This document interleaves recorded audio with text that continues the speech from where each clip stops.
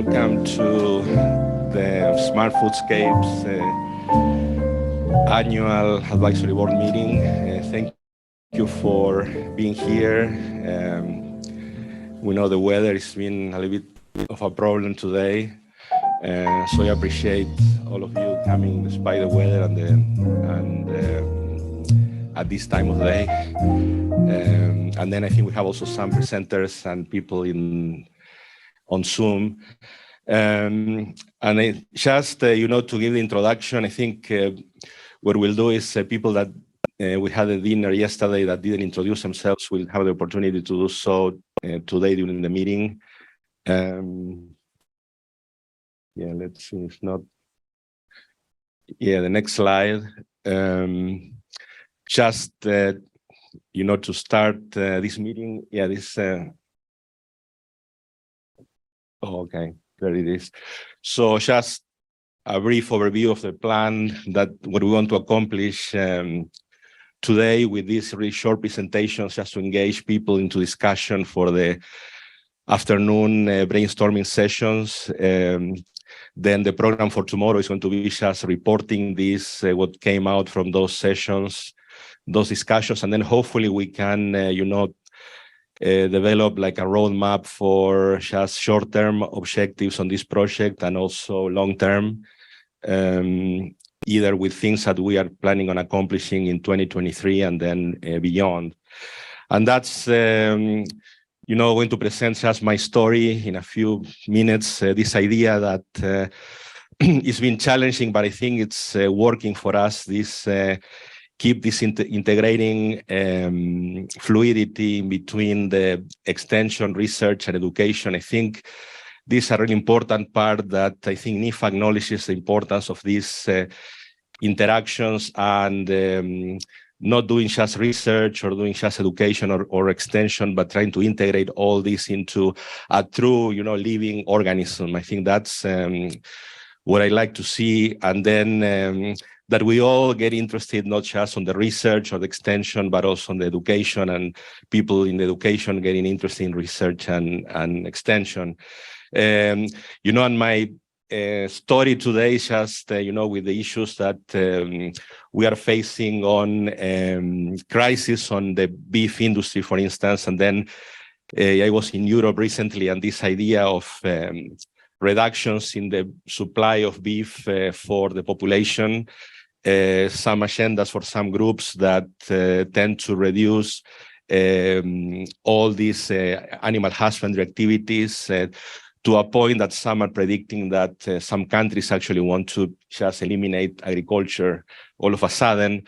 And I don't know if you know, I follow this Frederick Leroy, this scientist and professor, that he, makes a really good point on what meat means to us or meant to us in the past, and then for the majority of people. But then we have a loud minority that, think that or are proposing that meat is a different story. And then, well, livestock is blamed for many things, from cancers to problems on environmental impacts. And as he comments in that presentation that is also online, is basically based on bad science, or scientists essentially focusing on bad science. Even some scientists that from the human nutrition perspective are good. So I think that's an opportunity for this program to not just only develop good science, but also good extension and education programs that, highlight like these people that are working in the field. Like, this is, on this picture, this is the mother of a producer I met in Spain.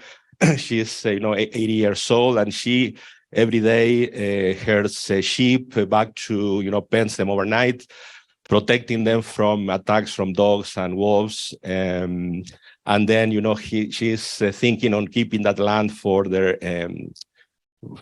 future generations to come, including his son, and then his all the descendants of this generation. And then, trying to keep the soil, keep the health of the soil, the health of the animals, and thinking on the health of the population that consumes these products. So I think that through this fluidity of extension, research, and education, we can accomplish all these things, not only just doing the good science, but also trying to extend and educate our next generations of land managers and producers and policymakers that the importance, of these people that are working and then preserving the integrity of our ecosystems. So that's, I think if this project, puts like a small brick into this building, I think it's going to be a really significant accomplishment of this project, right? So it's doing the good science, a good extension and education.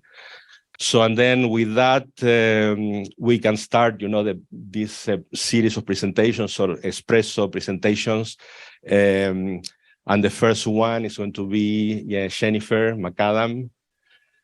So she's been working on plant, she's forage plant physiologist and forage specialist, and she's been working on the species that the identity of the species that we need to incorporate in our islands of diversity. So I think we can, it's already on.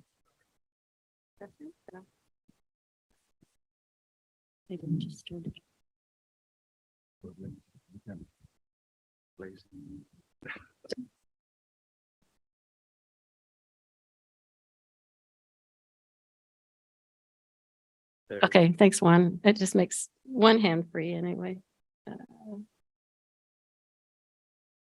And let's see.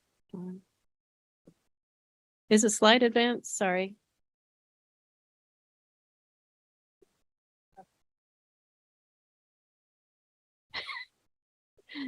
No. Can you advance the slide? Okay, so this is one replication of one of our sites. And I'm sorry, I can't see my own slide, but we're starting with objective 1A. And so that's to screen plant materials for the resource islands. And so, sorry, can you go back a slide?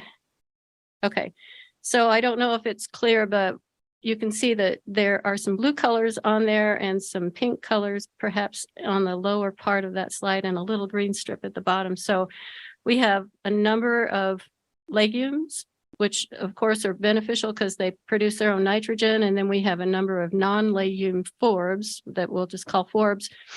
And so we have 4 sites altogether, but 3 under this grant where we are looking at these and trying to establish them at an optimal time. And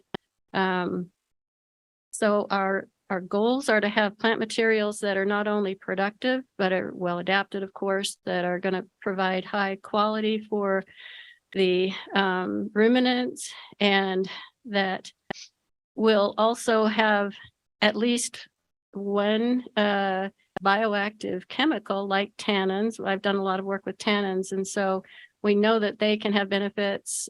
We have plants like small burnet that produce hydrolyzable tannins that have a little more severe effect on the animal, but have some really good effects on maintaining nitrogen in the feces instead of in the urine where it gets volatilized. And so all sorts of potential health benefits for the animals, like improved productivity, as well as environmental benefits. Next slide, thank you. So this shows our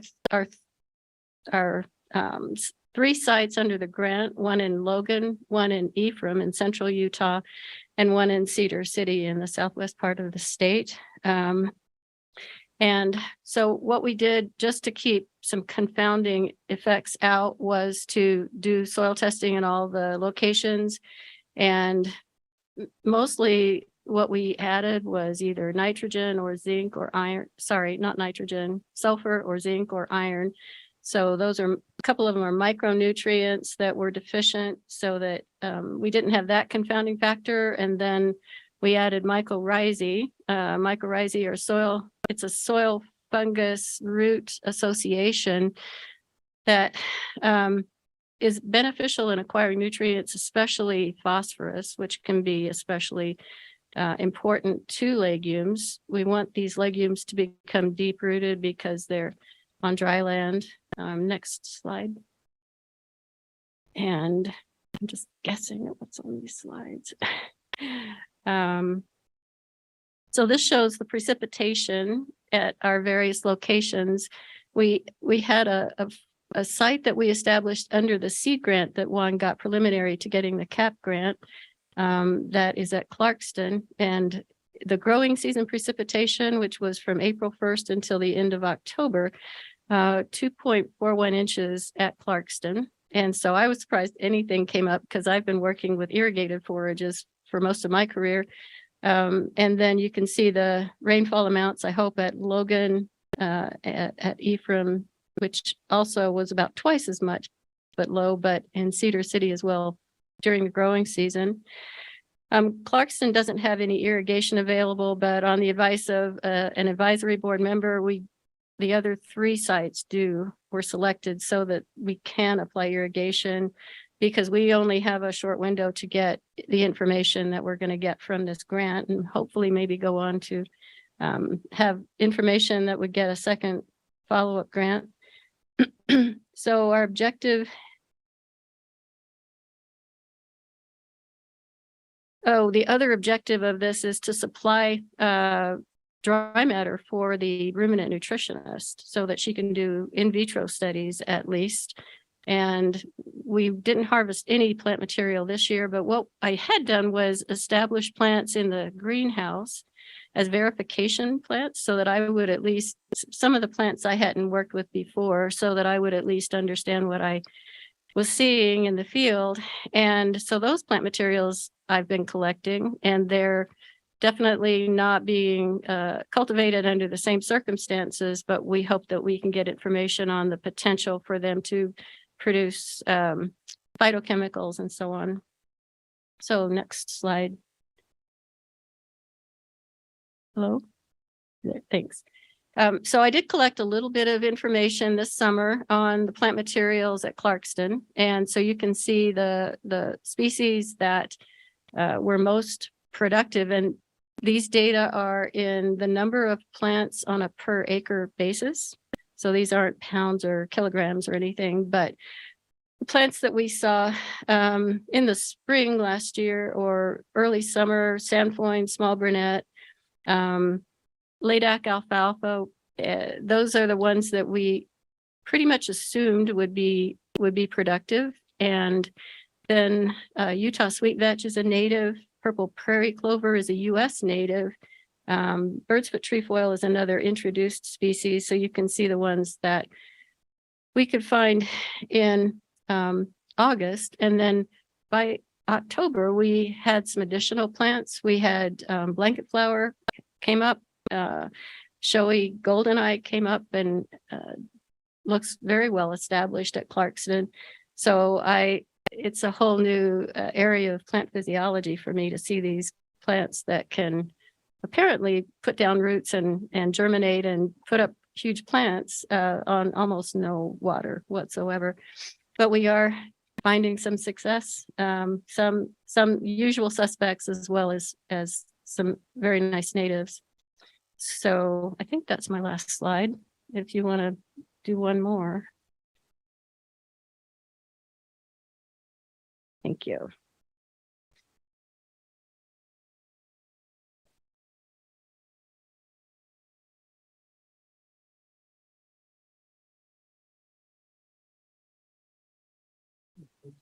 Yes, sir.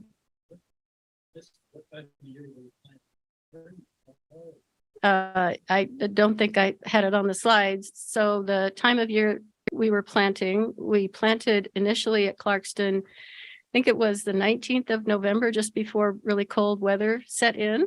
And I think I showed a slide actually at the annual meeting last year of that plant material going in. And then in the spring, by May, we didn't see anything. And so we replanted at the beginning of May. And showy goldeneye, for one, was, I know, not planted until the spring. So because we put everything back in the same plots except for a few new species that we traded in. We couldn't say for sure, but I suspect we didn't have much success with our late fall planting, which I thought was the perfect time. I thought we got it in just at the right time and snow started coming and so on.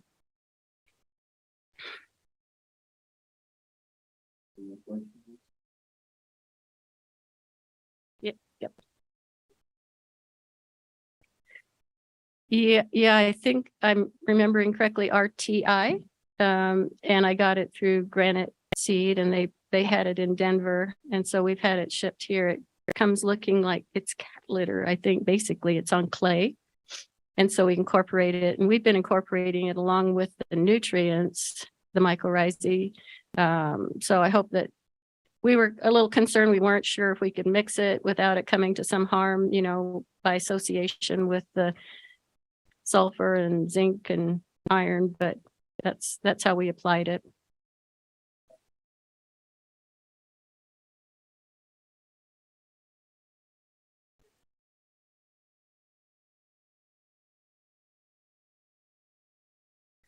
We haven't, but I have a colleague who has done a fair bit of culturing of mycorrhizae. And I know at Clarkston, we applied it to the center of the plots. We weren't absolutely certain from GPS how large the entire plot area was.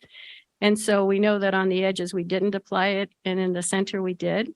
And so my plan is the only native I can think of right now was Utah sweet vetch that became established earlier, but next year we are planning to compare plants from the perimeter with plants from the center of the plots to see if there's a difference in the mycorrhizae.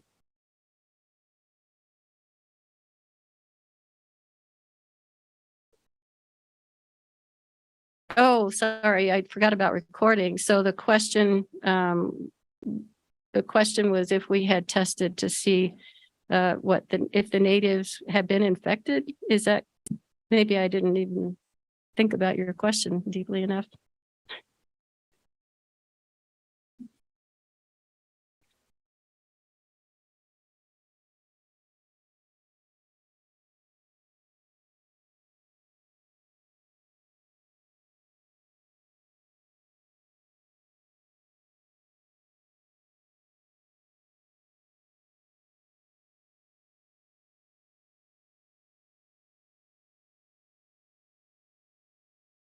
We're gonna take just a few-minute break because we're gonna have a monitor put up here so the presenters can see their slides.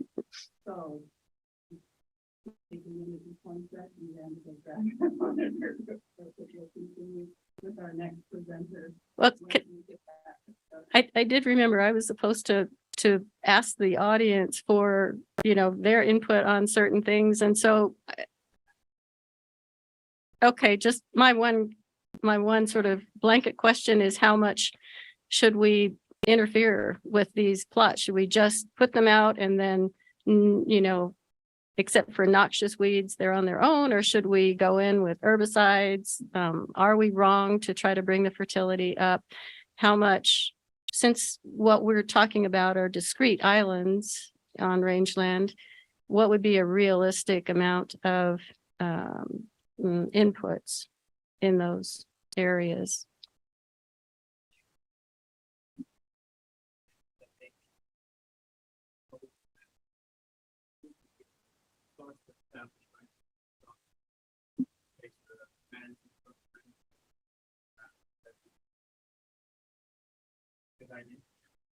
So the comment, I guess, is should we just basically let nature take its course?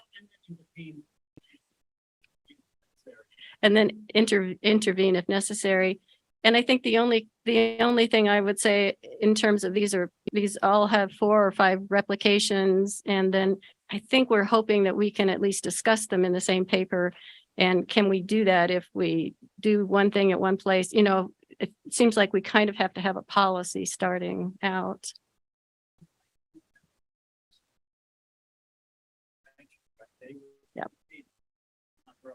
Yeah.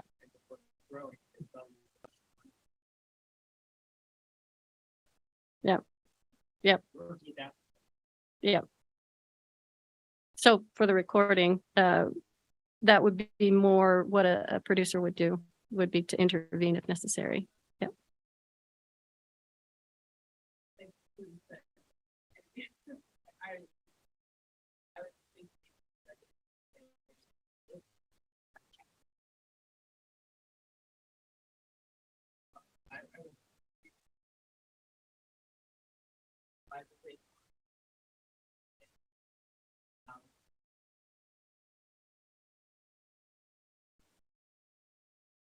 So an economic valuation would be one way to look at it. Juan, could we just get the microscope the microphone for the questioners? Then you can use your own words and I won't repeat them. Jennifer, while they're getting the other microphone, there's a question from Zoom. And the question is, are you using GIS to locate the plots for the foodscapes? And if so, how? So to answer that question, no, we located our plots on land that either USU controlled or a cooperator controlled or collaborator controlled, and that had irrigation available. So did you want to finish your Sure, comments? I guess. So I think there's different ways to put dollar value behind it. And one is by talking to producers of what is the forage value, or whoever, can provide that information. Another option would be looking at cost share programs that are available to ranchers and looking at what cost share do they provide for different range planting types. And then kind of working backwards from that.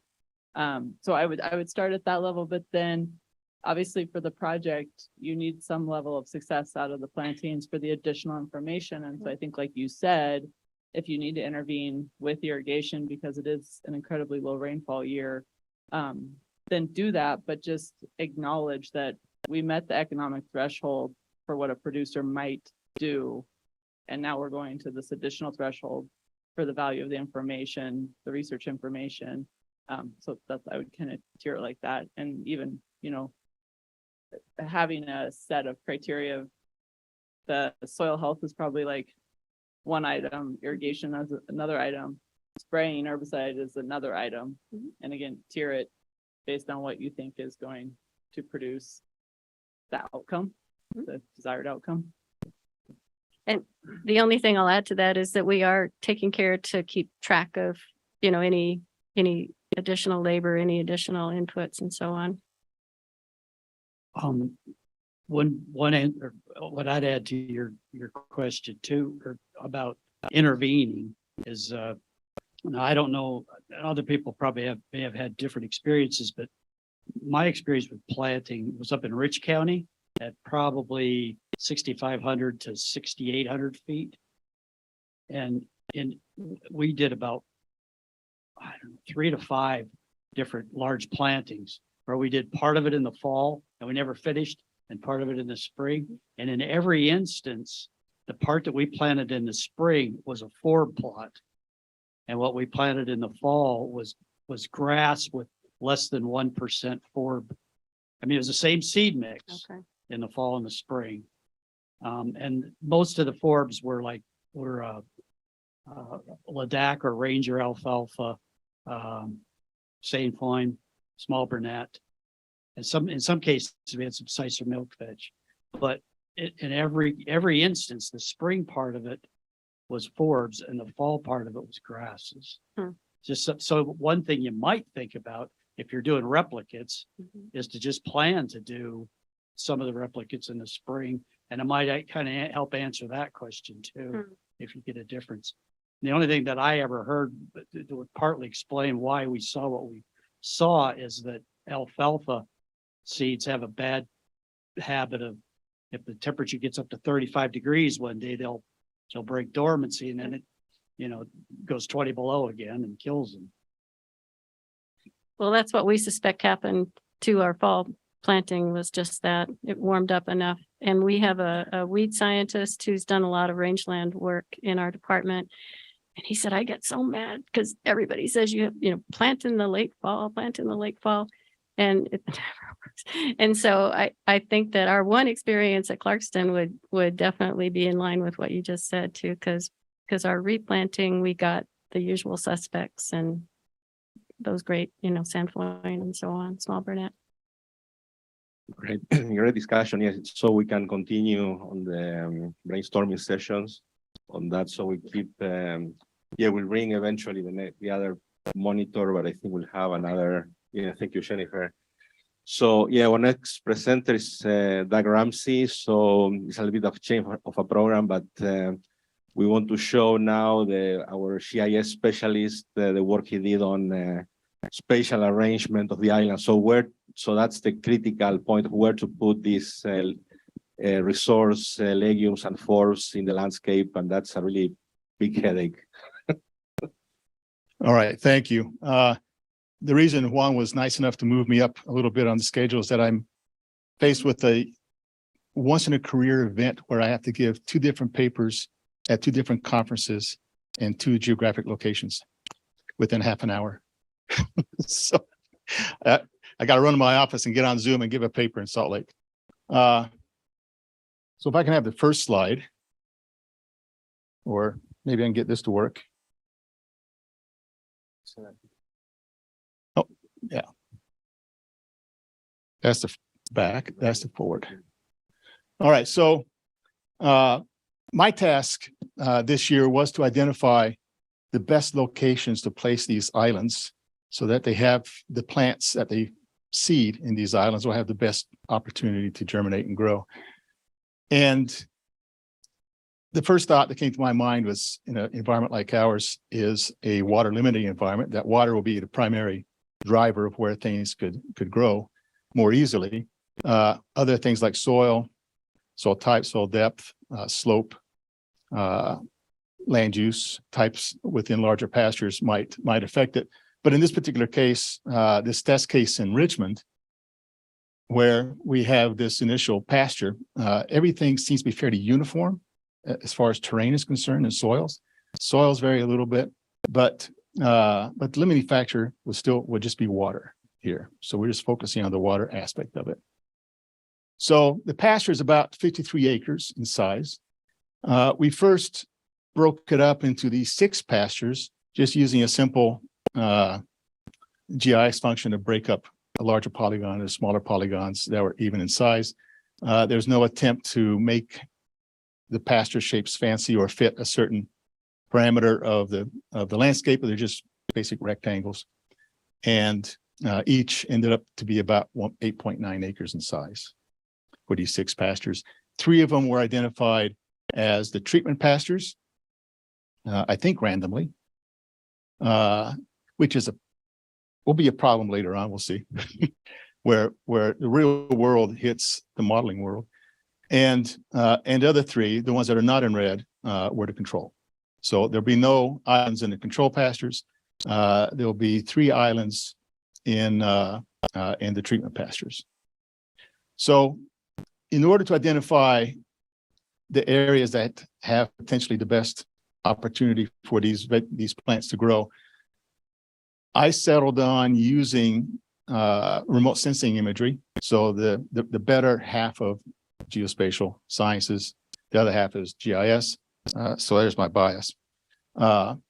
So using remote sensing, I thought I could use the level of greenness for any given growing season and identify those pixels that remain green or are green or greener than other pixels in that same pasture year after year. So I used Google Earth Engine to do this with, because it's really easy to access a historic data set of any place on the surface of the Earth. In this case, I used a European satellite called Sentinel-2, which is almost perfect for this scale. It's not quite as resolute as we want it, but it's as best we can get for those 6 years. I sampled across 6 years from 2016 to 2022, And for each of those, I calculated the greenness values for every pixel, calculated the means, generated standard deviations, and selected all those pixels that are greater than 1 standard deviation above the mean of greenness. And this kind of is a better depiction of what's going on. We have the raw imagery on the top left. We generate the NDVIs for each one of those images across each one of those years. These are, by the way, July and August images. I picked those purposefully because when I monitor landscapes like this and I go for spring imagery, there's so much variability depending on the water year that it really fluctuates. You really can't tell what's going on. If you pick later summer, everything is green and starting to senesce maybe, but if they're going to be green, they're going to be green at that time of year. Everything's going to be green in spring. So these are all mid to late summer images. From that NDVI image, the greenness image, I calculated the mean of the entire pasture and the standard deviation of the entire pasture, and then identified those pixels that were greater than 1 standard deviation above the mean. I chose 1 because it was the first one. I could have chosen 2, but standard deviations, but we would have received far fewer pixels. From that, I just counted up the number of times for each one of those years, those pixels became green and came up with that image on the bottom left. So where red represents pixels that were green for only 1 year out of those 6, and the greener pixels are green for 5 to 6 years out of that set. It was complicated a little bit because that line of green on that east side is adjacent to an orchard which is irrigated, so it kind of throws it off a little bit.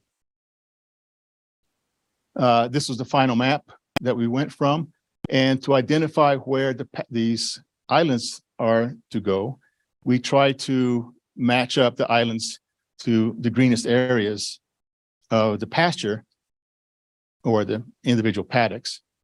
And that's where we hit a slight snag because sometimes the greener pixels occurred in one corner and not in another. We want to distribute these as much as possible. So reality isn't as nice as the modeling world. So we ended up with this. The blue areas are the pastures or the islands, distributed as best as we could distribute them given the distribution of greenness within each one of the paddocks. And you also notice that some of those islands cross the fence line. That's because our sighting of the pastures on the field wasn't as exact as it should be. 2, when it was plowed and then seeded, the GPS on the vehicle that plowed the lines was also a little bit off. So we ended up with these semi-rectangular areas that are fairly uniform in size, but different shapes, which should be okay. We just have to move this fence a little bit farther south and this one a bit farther west, and we should be okay. From this point on, we will, as of now, the islands have been cut in. They've been plowed and seeded, correct? They've been seeded. And I guess we'll wait and see how they grow. This pasture is a non-irrigated grassland pasture. So it's fairly uniform in area, in type of growth form. It's heavily managed by Utah State to produce hay. And so we'll see what happens with the islands. From here on in, as they're populated with cattle, we'll figure out ways of tracking the cattle either through GPS, if that's going to be accurate enough in such a small area, or cameras to identify movement patterns and where the cattle are going and where they're loitering. I think that's it. Any questions?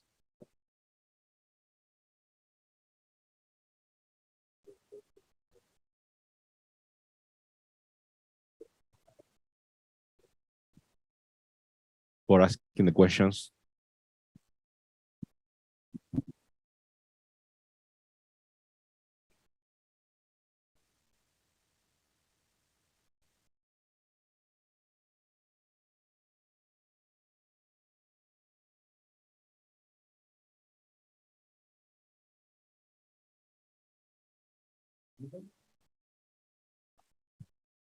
How is the water distribution?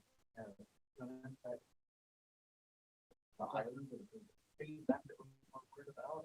Are you, by water, you mean, I guess I need to talk into this thing. So by water, you mean the soil moisture, or are you talking about the watering points? Watering. Okay, so the watering points are going to be located along that east to west long axis, mostly because of access, and as far away from the islands as possible. So we'll maximize the distance from the islands for the watering points. And I'm just thinking about how you'd actually look at GPS points with a GPS count off. It'll look like this big block. That's a small. That's what we're worried about. So it's, we either use those or we can use cameras to monitor the site and then physically map where the animals are. So the GPS collars, I think, will be a little too coarse. I guess it depends on whether we can differentially correct the points or not. I wonder if you could break out the points within a certain amount of time and then just summarize the difference. So, I do it on a per day basis and then look at the distribution faster. so just on, in certain times, go and actually monitor where the cows are. Yeah, you might have to do that.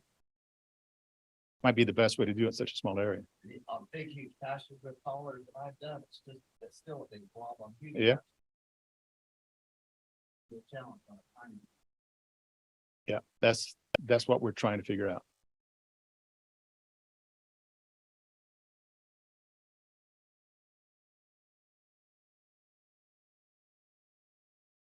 All right. Oh, go ahead.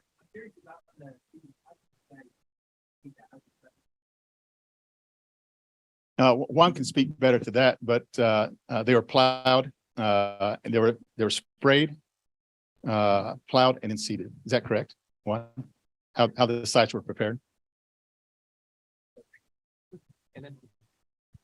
Well, the question was, yes, you can. So I was just wondering about the process for getting the seeding in, how you prep the ground and then as well, time of year on that, spring seeding, fall seeding. Yeah, so it was spraying. So we spray the plots once in the spring and once in the fall. And then that was mostly brome grass. And then is non-till seeding. And the seeding was in November 17th. The seeding of all the species. I want to show the plan, how we did the different strips of seeding. Yeah. That's so the idea for that is something we want to discuss too, is try to conserve moisture on the soil with no tilling. Yeah.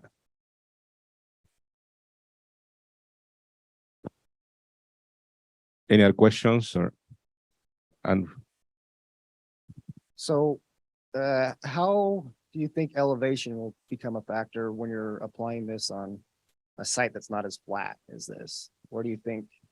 I guess it depends on the difference in elevation. I mean, if we're looking at a few hundred feet change, that might be a problem.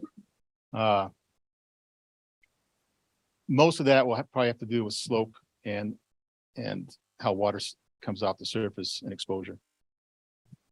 So I suspect steeper areas, I have shallower soils and they'll be less equipped to allow that growth than say a flatland. The other problem is pulling out wetlands and riparian areas from a larger pasture. So in a larger pasture, you have to throw in more variables. This one was just relatively flat, gently sloping plowed field, basically. Yeah, I imagine when you apply that on a broader landscape, it's going to focus more. Would have to add more variables. drainages and things like that. Yeah. Thanks. any more questions? Yes, so we just oh, okay, sure.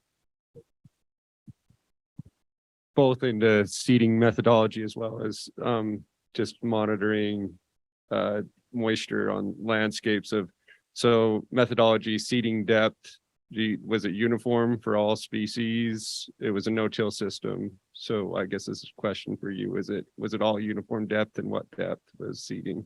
Do you know, Juan? Oh well, was it like a grass seeding of like 1/2 inch, or was it shallow depth seeding for like 1/8 inch, basically? Okay, just because there is variability, a lot of variability in some of these more native species that don't like being planted that deep. But then the question for kind of the GIS side of it as well is microtopography. And you went a no-till system, but in a lot of systems we're finding roughing that surface, not having just a ag field really benefits these native species in particular in establishment, and just considerations for monitoring or looking at some of that microtopography and moisture capture especially in the establishment phase. Yeah, if you look at that image on the screen, the yellowish to greenish pixels are all following drainages. So you really can't, when you're in the field, you can pick out the drainage, but it's been plowed over so many times that they've flattened out a little bit. But you can really pick them out of the imagery and in the LiDAR data that we have for the site. So the drainage is basically driving the moisture availability. Great. Yeah, thank you, Doug. So our next presenter is going to be virtual. So I guess I need to put her in screen is Fernanda Batistel. So she's our nutritionist working at University of Florida. And she's going to be talking about how we can look at these interactions between the range vegetation and the islands from, bottom up. So trying to see that in the field, in the lab, and then into the field. Yeah, Fernanda, good morning. Hi, good morning. Can you guys hear me okay? Yeah. Okay. Do you want me to share my slides here, or are you planning to share over there? I think you can share the. I'm getting a message that I'm disabled to do that.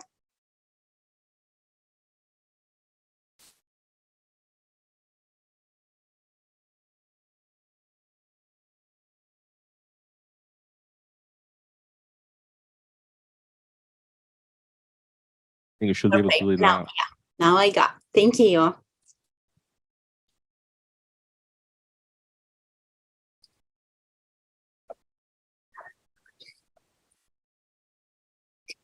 Okay, so I will be responsible for objective 1C of the project. So it's pretty much a follow-up section from what Jennifer will be doing. So she will be collecting the forage samples there. She will be sending to us here. So I'm working together with Taylor Jackson, that is my master student, and we'll be evaluating these forages over here. So the objective that we have on the project is to evaluate the effect of these specific forages and also their combinations on rumen fermentation, microbial growth, and nutrient digestibility. And we'll be using what we call continuous culture fermenters. That is the picture that I have here. So this illustrates the system. And I will give you more details in the next slides how this system works. So besides the objective that we have in the project there, before discussing with Juan and Jennifer, we decided to do a pre-test there, or another small study before the one using the continuous culture fermenters. So in this pre-test, what we'll be doing is to use a batch culture system that is a very straightforward system. It's just small serum bottles where we can put the samples, put the grooming fluid there, and then we can see the production of a short-chain fatty acids that are a very important source of energy for the animals. We can also see methane production and CO2. So the plan is to do this batch culture study early in the next spring of 2023. So Jennifer already collected the samples, and I just needed to figure out with you guys the best combination to using the batch culture system. So again, we are planning to do this early next spring with the samples that Jennifer already have there. So if you are not familiar with the continuous culture fermenters, that is our official objective in the project, is this system here that mimics the rumen or the main stomach of a ruminant animal. So this is very straightforward system where we can put the samples inside. We'll be feeding this jar here twice a day with the forage samples. We'll be putting the rumen samples here, rumen fluid here, and we can keep for this fermentation going on for several days here. We will be collecting the samples that live here, so we call the outflow line here. So this mimics what is leaving the rumen of the animal and what is getting in the small intestine, pretty much. So we'll be getting the samples here to analyze nutrient digestibility. We also will be getting samples to analyze the short-chain fatty acid production, the methane production, and microbial growth here. In this system here also will be collecting pH data, so the variation throughout the day. And as we can see here in the details, this system mimics very well the rumen, except for absorption of nutrients. So we have delivery of a buffer that mimics the saliva production in an animal. We have a CO2 port here that will be keeping the environment anaerobic, because in the rumen of the animals, we don't have oxygen there. We also will be keeping the temperature that is 39 degrees Celsius, that is the body temperature of the animals there. So the experimental design that we have in the grant proposal is a 8x8 Latin square design, and the periods will be 10 days long. This means, excuse me, this means that we will be adapting the fermenters during 6 days. We'll be just be feeding them and taking care of the pH in this period. And then in the last 4 days of the experimental periods is when we'll be collecting the outflow samples here and also the samples from the fermenters to analyze. So we have 8 replications of the treatments there, and we'll have a total of 64 observations from this study here. For the treatments, what we planned before is to have a grass as the basal diet or the control diet. And then the remaining treatments, the remaining 7 treatments will be a combination of the basal diet that will be around the 85% of the treatments, plus 15% of the dry matter will be combinations of legumes and forbs species there. So we'll be arranging these based on the samples that Jennifer will be collecting.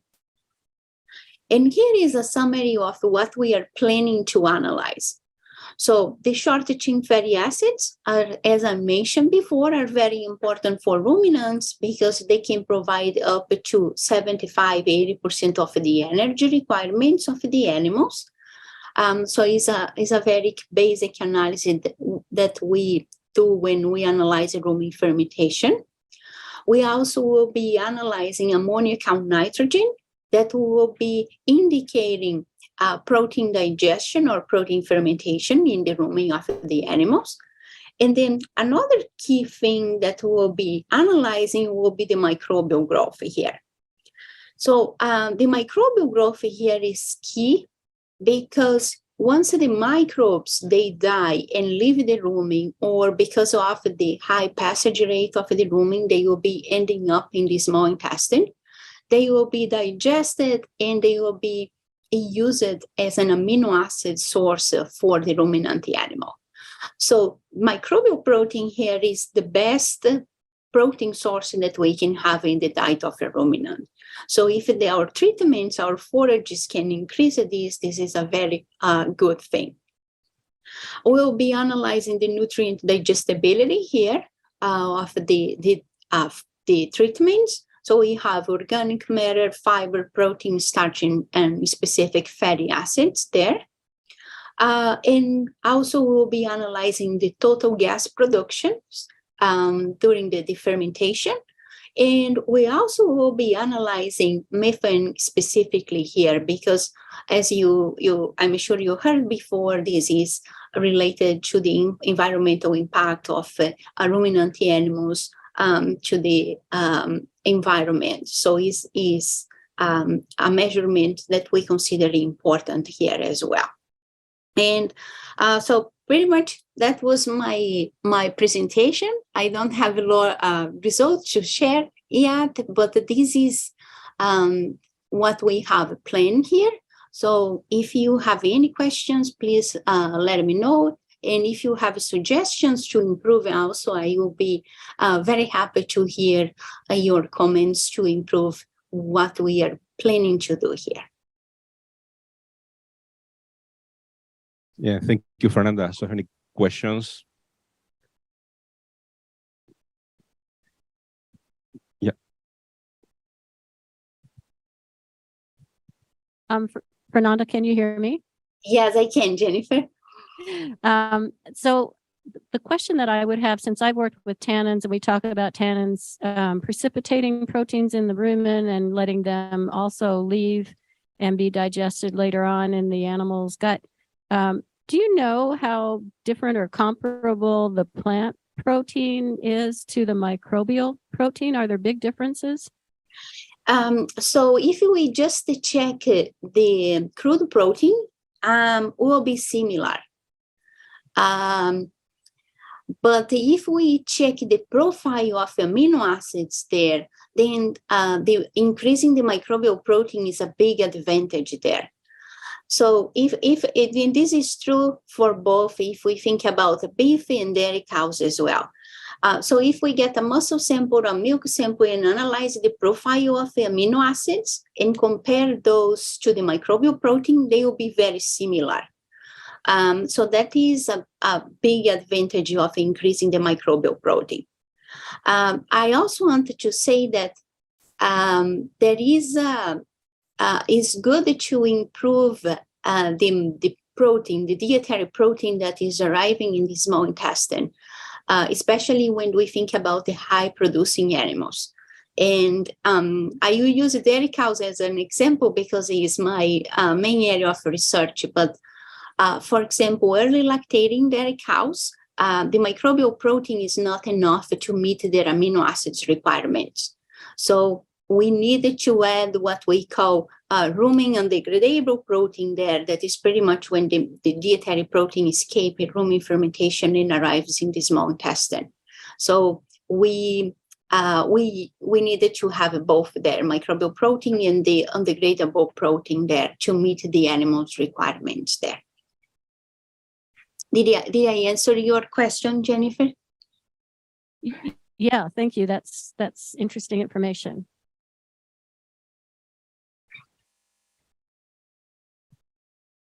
Yes, I have another comment, on the brainstorming session, something that you mentioned, Fernanda, in terms of which species, which combinations we could try in these fermenters. And then maybe some with that initial design you showed us, maybe try some additional combinations, but that's Yeah, some of the discussion, I think, would for the short-term goals, I think will be to, well, which legumes and forbs we need to mix and try to look at the impact of those on all those parameters. yeah. And if we have like the plant material, definitely we can do a lot of combinations using the batch culture system, because we can analyze the digestibility, we can analyze the gas production and methane over time, so we can have measurements every 10 minutes. And then from that data, then we can refine the plant material that we'll be using for the fermenters there. So I think we have a good plan. We just needed to keep thinking about these and find out the best plant materials to use and combinations to use it there. Since we have that screening system, will be nice. I think if we can discuss this afternoon potential combinations that we can try, and then given that we can screen different combinations, so that should be something that we're really curious to. Yeah. What the benefits are just from the in vitro perspective. Yes, another question. Thanks. I maybe missed this. I was just curious how, I guess, right, that this is in a lab. So, and I'm thinking about the cows out on the pasture or the range. And so does this even matter? But accounting for saliva, mastication, existing inoculation in the gut, how can you, I guess, account for that, or does Yeah, it? Yeah, that is an excellent question. So when we use this system, what we will be doing for the saliva, so we'll be using rate of delivery here using these lines here that mimics the rumination of a cow. So we can change this. For example, if we wanted to mimic dairy cow, the cow will be producing up to 200 liters of saliva in a day. And then we can, considering the volume that we have inside of each fermenter, and see how much saliva we'll be delivering throughout the day.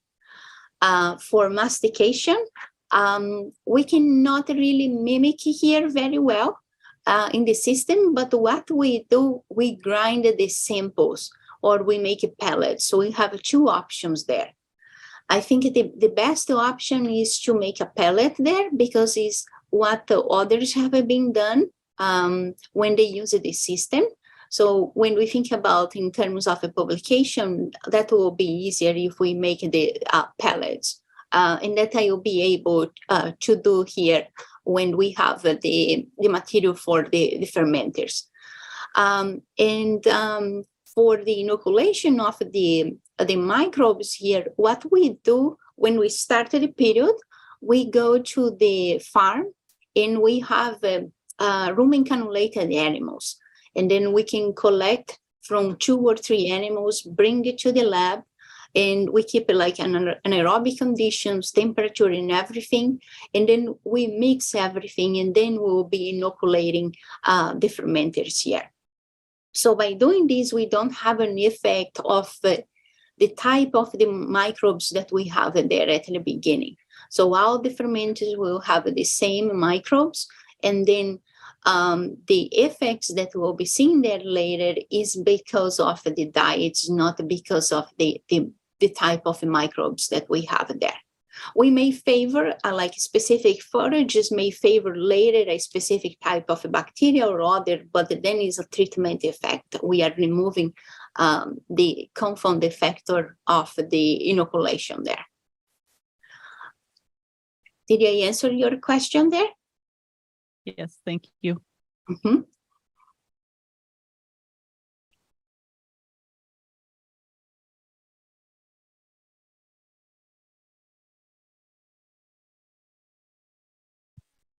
some items to discuss, Fernanda, yeah, for the brainstorming session. But yeah, let's move on. So before now is Pablo Gregorini. I think hopefully he's still awake. He's in New Zealand, so his time is about 4 a.m. I think 4. So he had to wake up a little bit early today. So hopefully you are still awake. And so he's going to present some of the modeling.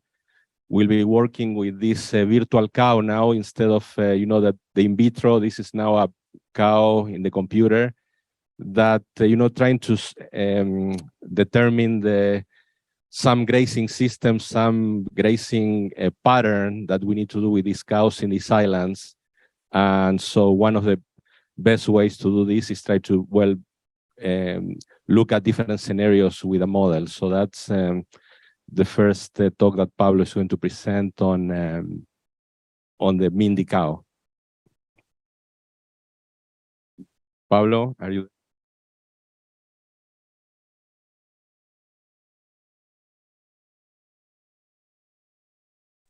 Now, can you hear me? Yeah, a little. Yeah, try again. Can you hear me, Juan? We can hear you now. Yeah.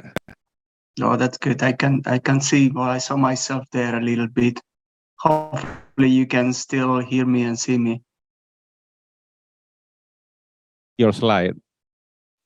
Okay.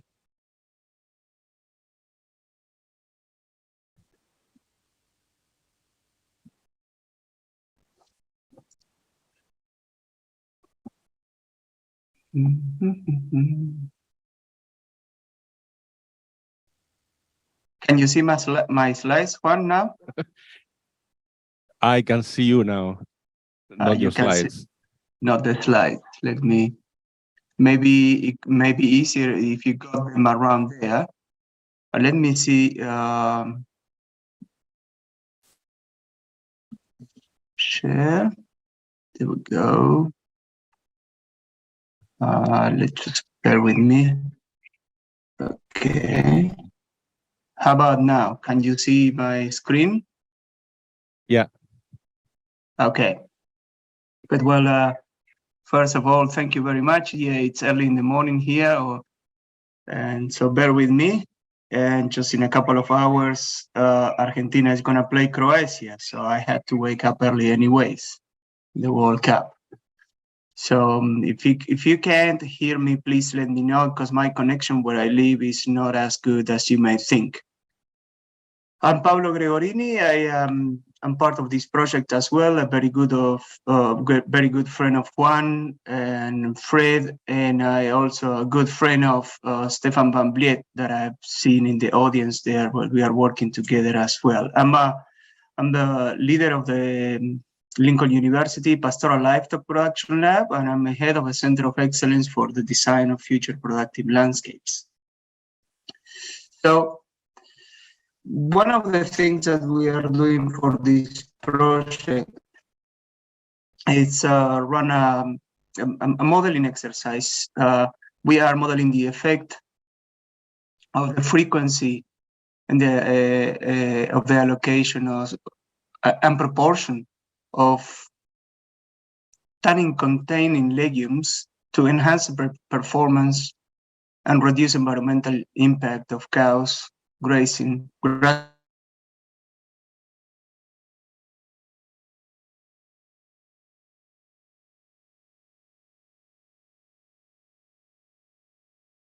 dominated rangelands. So it's a model that I developed in my previous life, where I was working at Dairy and Cetice, and Juan and Fred had a lot to do in the development of this model, especially in the last two modules.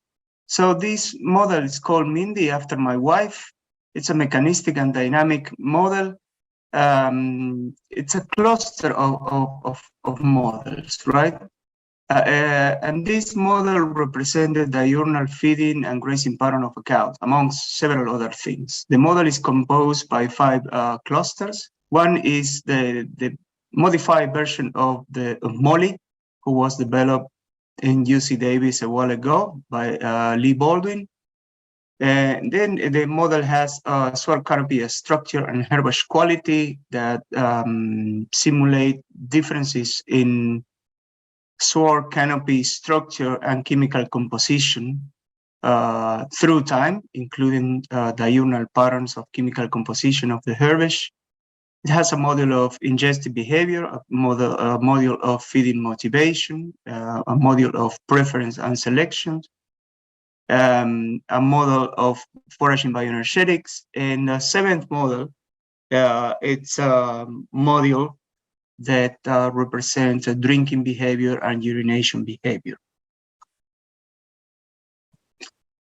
This is just to give you a rich picture of the complexity of the model. I'm not proud of being of saying that the model is complex, right? But because it's a very detailed mechanistic model and dynamic based on physics and chemistry, we can answer questions at different levels and ask the question, why did it happen, rather than what could happen if it was a simple predictive model.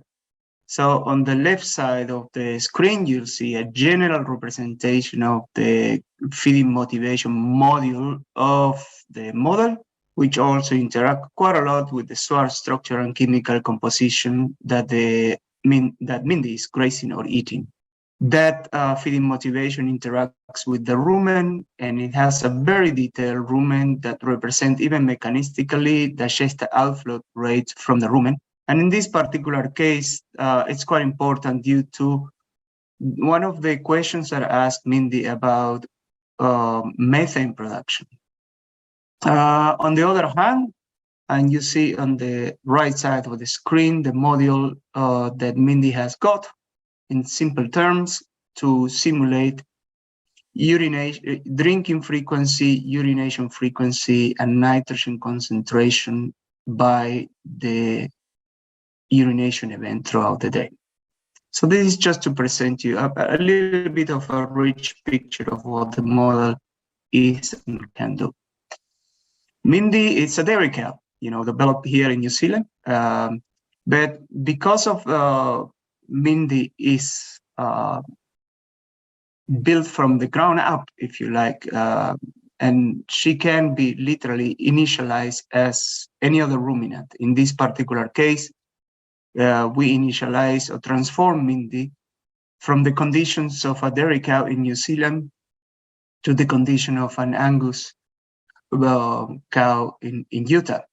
So we initialize Mindy, now the beef cow, with almost 550 kilos, with a level of milk production about 8 kilos of milk solids per day. Sorry, no, not milk solids, 8 liters of milk per day. And we transform a little bit of the variables representing the morphology of the cow. So that's a very long story short. And what we did in this particular simulation model, simulation exercise, is simulate 25 scenarios of what we call the treatment, and that came from a factorial arrangement between the frequency, weekly, fortnightly, and monthly, and dietary proportions from 5 to 20% of the total forage allocation, right, of either sandfoin or bird food trefoil allocation. So the pasture that Mindy was grazing and allocated to was composed or based on grass pasture and supplemented with that particular proportion of those particular legumes. And the data that we used was data that was sent to my postdoc by Dan and myself, representing the chemical composition of the grass-based diet and the chemical composition of those legumes. We simulated the tannin content of the legumes in the detailed chemical composition that Mindy used. by changing the arrangement of soluble protein and rumen undegradable protein according to the proportion of tannins in the particular legume. The other thing that we did as well, and also it may not be that relevant to what we're talking about, we simulated the particular sword structure or canopy structure of those particular forages and those particular islands that we simulate virtually, of course, of those legumes to reproduce the closest grazing conditions in that situation. As we know, Mindy simulates grazing behavior, and the behavior of grazing will lead to the eating and dry matter intake, and also has carryovers when she moved from one forage to the other. So that's why it was quite important simulate a sword structure as well as the chemical composition, detailed chemical composition of the islands, in this particular case of those two legumes. So we asked Mindy two main questions amongst other ones, and those questions are the ones that we want to, or the results of the answers of those questions, and the ones that we want to share in this meeting. So first of all, we ask, what is the total methane production in grams per day? And the other one was, okay, what is the methane yield? Methane of grams of methane per kilo of dry matter intake. And the third one was, what is the cost in terms of methane production per increment in production when we offer the island as compared to the control? So as you can imagine, when we offer the island, milk production, live weight gain, body condition score increase as compared to the control of only grass. So in the x-axis, you have got the control on the left, and you can go, you can have different proportions of sign point from 5 to 20 towards the left, and from the centers towards the right, from 5% to 20%. And the different colors indicate the different frequency of allocation. The black color is an allocation is once a week. The dark gray color indicates an allocation of once every fortnight. And the gray color indicates the allocation of the island once a month. So always they have in total the same allocation of island, if you like, right? So what you can see there, Mindy predicted different amount of methane production depending on what legume she faced in the island, but also depending on what frequency of allocation. So you got one of the most important thing is quite clear there. Mindy, depending on the frequency of allocation, change the methane yield. It seems like less frequent allocation increase the methane yield. But discussing with Juan in this result about these results, we said, well, yeah, that's something that you can predict there. That's something that doesn't surprise us. But if allocating legumes in these islands have a increase in production, what does it mean? What does it mean in terms of environmental cost? Because the more the animal eat, the more the animal is going to ferment in the rumen, and the more methane we are going to have. We are going to produce. But in terms of the control, what is the cost of that increment of production in this particular case in methane?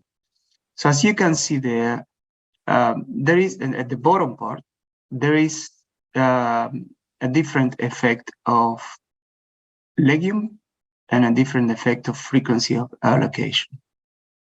So it looked like that when we allocate less or a smaller proportion of legumes, the cost of methane production per unit or per kilo of light weight and milk yield increase. As we increase the proportion of legumes in the diet, in terms of the island, the cost of production or the increments in production in terms of methane is reduced.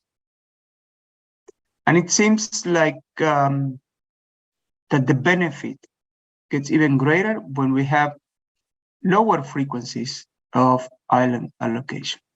All of that started to indicate that we can go for a really simple grazing management with greater proportions of legumes in the diet and lower frequency of allocations of those islands in the diet. So that could represent a relatively easier grazing management or management of the grazing pattern through the foodscape for the rancher of the grazer.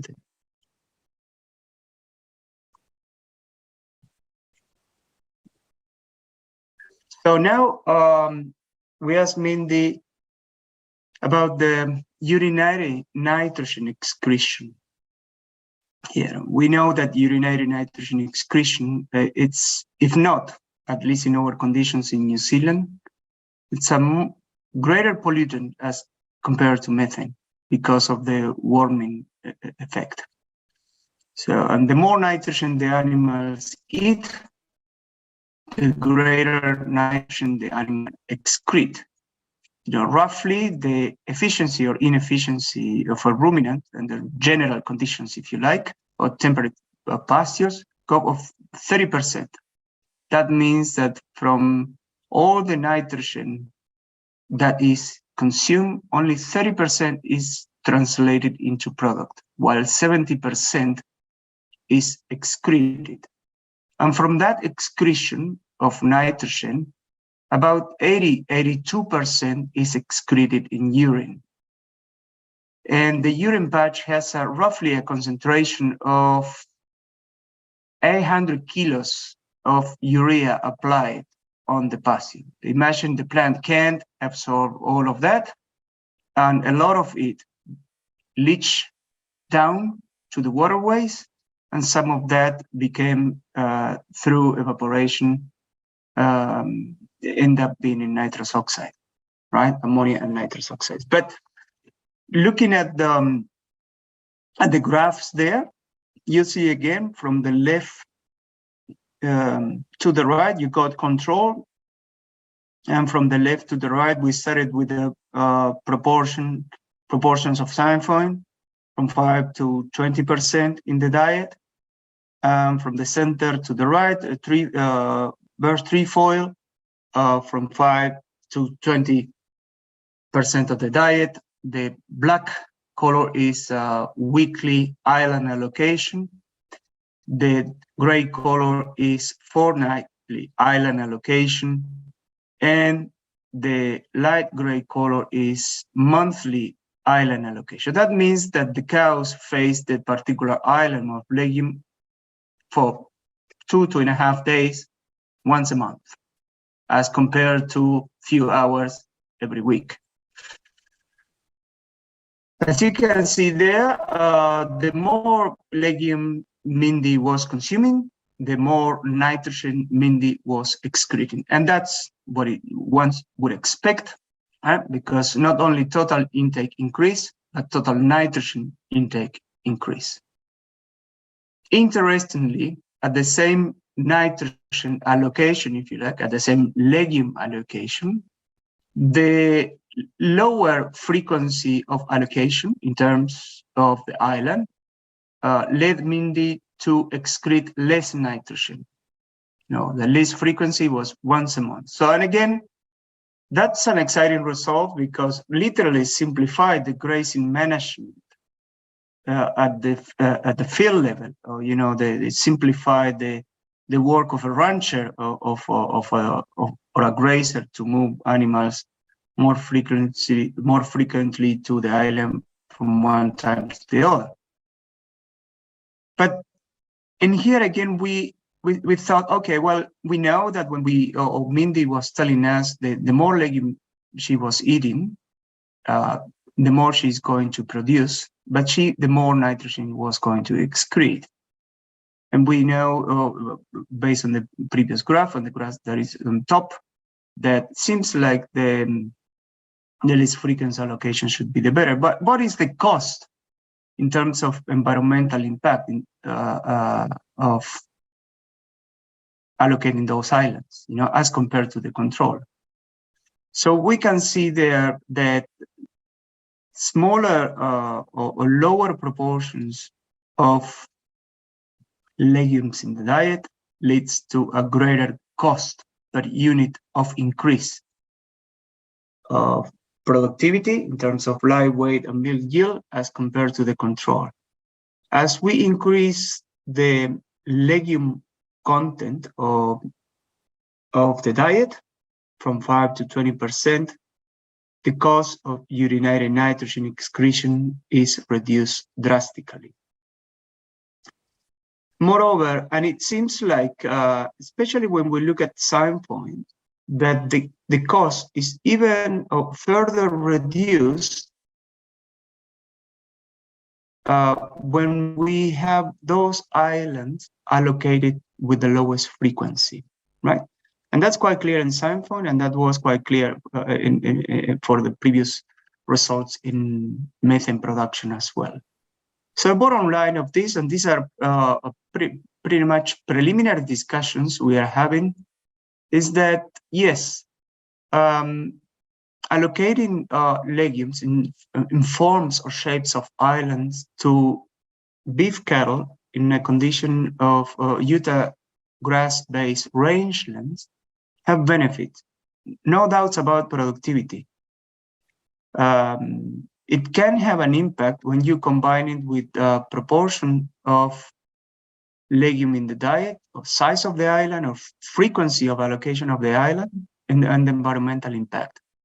And the reduction of environmental impact seems to be the greatest when we allocate more legumes at the lowest frequency. So that's the part modeling one. I'm open to questions about that, and then we can tell the audience what we are doing in terms of design of one of our dairy farms and what the postdoctoral students or whoever is coming here can work with us or get trained or just see what we are doing from a design point of view and combining these concepts as well.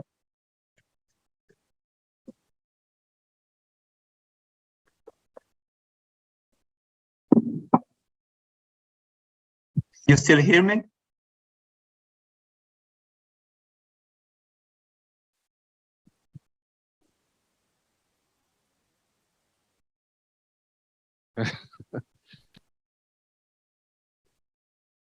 Can you hear me, Juan? Yes. Okay. So Pablo, I'm Jennifer, and I'm just curious about the increase in I think you said the composition of legumes. Is that equivalent to also increasing the concentration of tannins in the diet? Well, first of all, hi, Jennifer. It's good to hear from you and see you in the audience. It's been a while. Yes, the yes for both things. What we did is we simulated or we initialized the chemical composition of the legume, and then if you allocate more of that legume, the cow or Mindy had the chance to eat more of that legume. And definitely she ate more of that as well. So the greater allocation of legumes, the greater amount of tannins she will be ingesting, or she ingested in the simulation as well. Thanks. Just the other question is, do you know the reason why less frequency turns out to be less nitrogen excreted? That's a very good question, and I haven't thought about that. A former student of mine did wrote a review article about frequency of supplementation, and he found similar results with the and different frequency of supplementation in low quality forest diets. I think what we are seeing here, so I should have clarified, but the results that we seen here is the average of a month, right? So I really think that, well, to be honest with you, I haven't thought about that in detail. I think it's related to the carryover effects of, coming from a grass, go for, especially in the lowest frequency, 2.5, almost 3 days intensive grazing or consumption of those islands, and then to get out of that island. So the carryover effect from the grass and then from the island to the grass, it's what may have had the effect there. But it would be difficult to disentangle if we don't get into a more detailed modeling exercise or asking for more parameters, more variables, not parameters. Hello. I just had a question with regards to Mindy. How does Mindy control for possible extraneous factors such as the gastrointestinal sensitivities of the dietary change? Do we have as accurate as possible results? Is this going to be more of a longitudinal accuracy? Can we have immediate conclusions when we're making a change like this? Well, first of all, let's, what do you mean by sensitivity in the gastrointestinal tract? So I just mean that if you change the diet, that there is a chance of sensitivity with regards to any sudden change for just about any creature. Like if you're used to a consistent diet and then we change it, there's a chance of gastrointestinal sensitivity, which could change like the amount of methane being produced, like increase the amount of gas that you have. I'm wondering how we're controlling for those factors. But first of all, Mindy simulate those changes is very mechanistic, and one of the modules in fact the modules that we created with Juan, Fred, and Mike Forbes, we incorporated the module of minimal total discomfort and post-ingestive feedback in Mindy. So whenever, so they not only help Mindy to make decisions about what to eat or not to eat, what she would rather eat or not, but also help Mindy simulate the carryover effect of changing from one diet to the other. And Mindy can even simulate acidosis or those sort of things. And that's why I think it could have been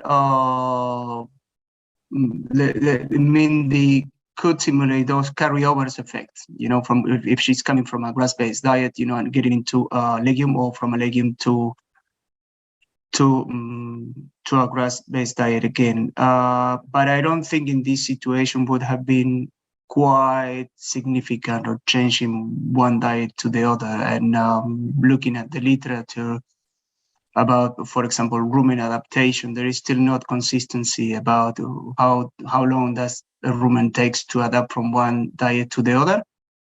It could have been the case in the fortnightly or monthly allocation, but at the time when you look at weekly or even within the day, animals change diet from one patch to the other or from one meal to the other. And we have run some experiments even at the fortnightly level. If changing the diet from at the meal level shouldn't be a big effect there, especially with pasture-based diet.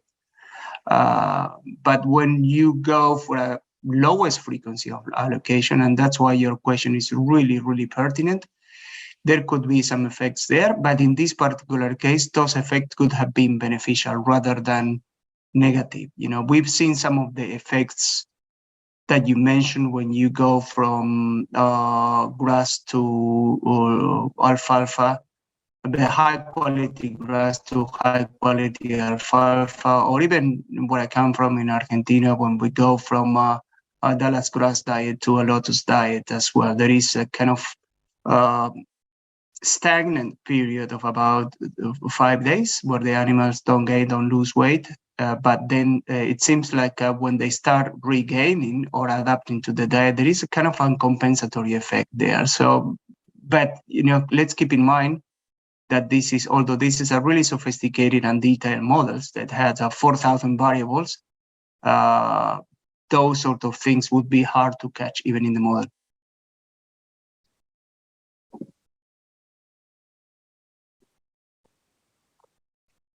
Okay.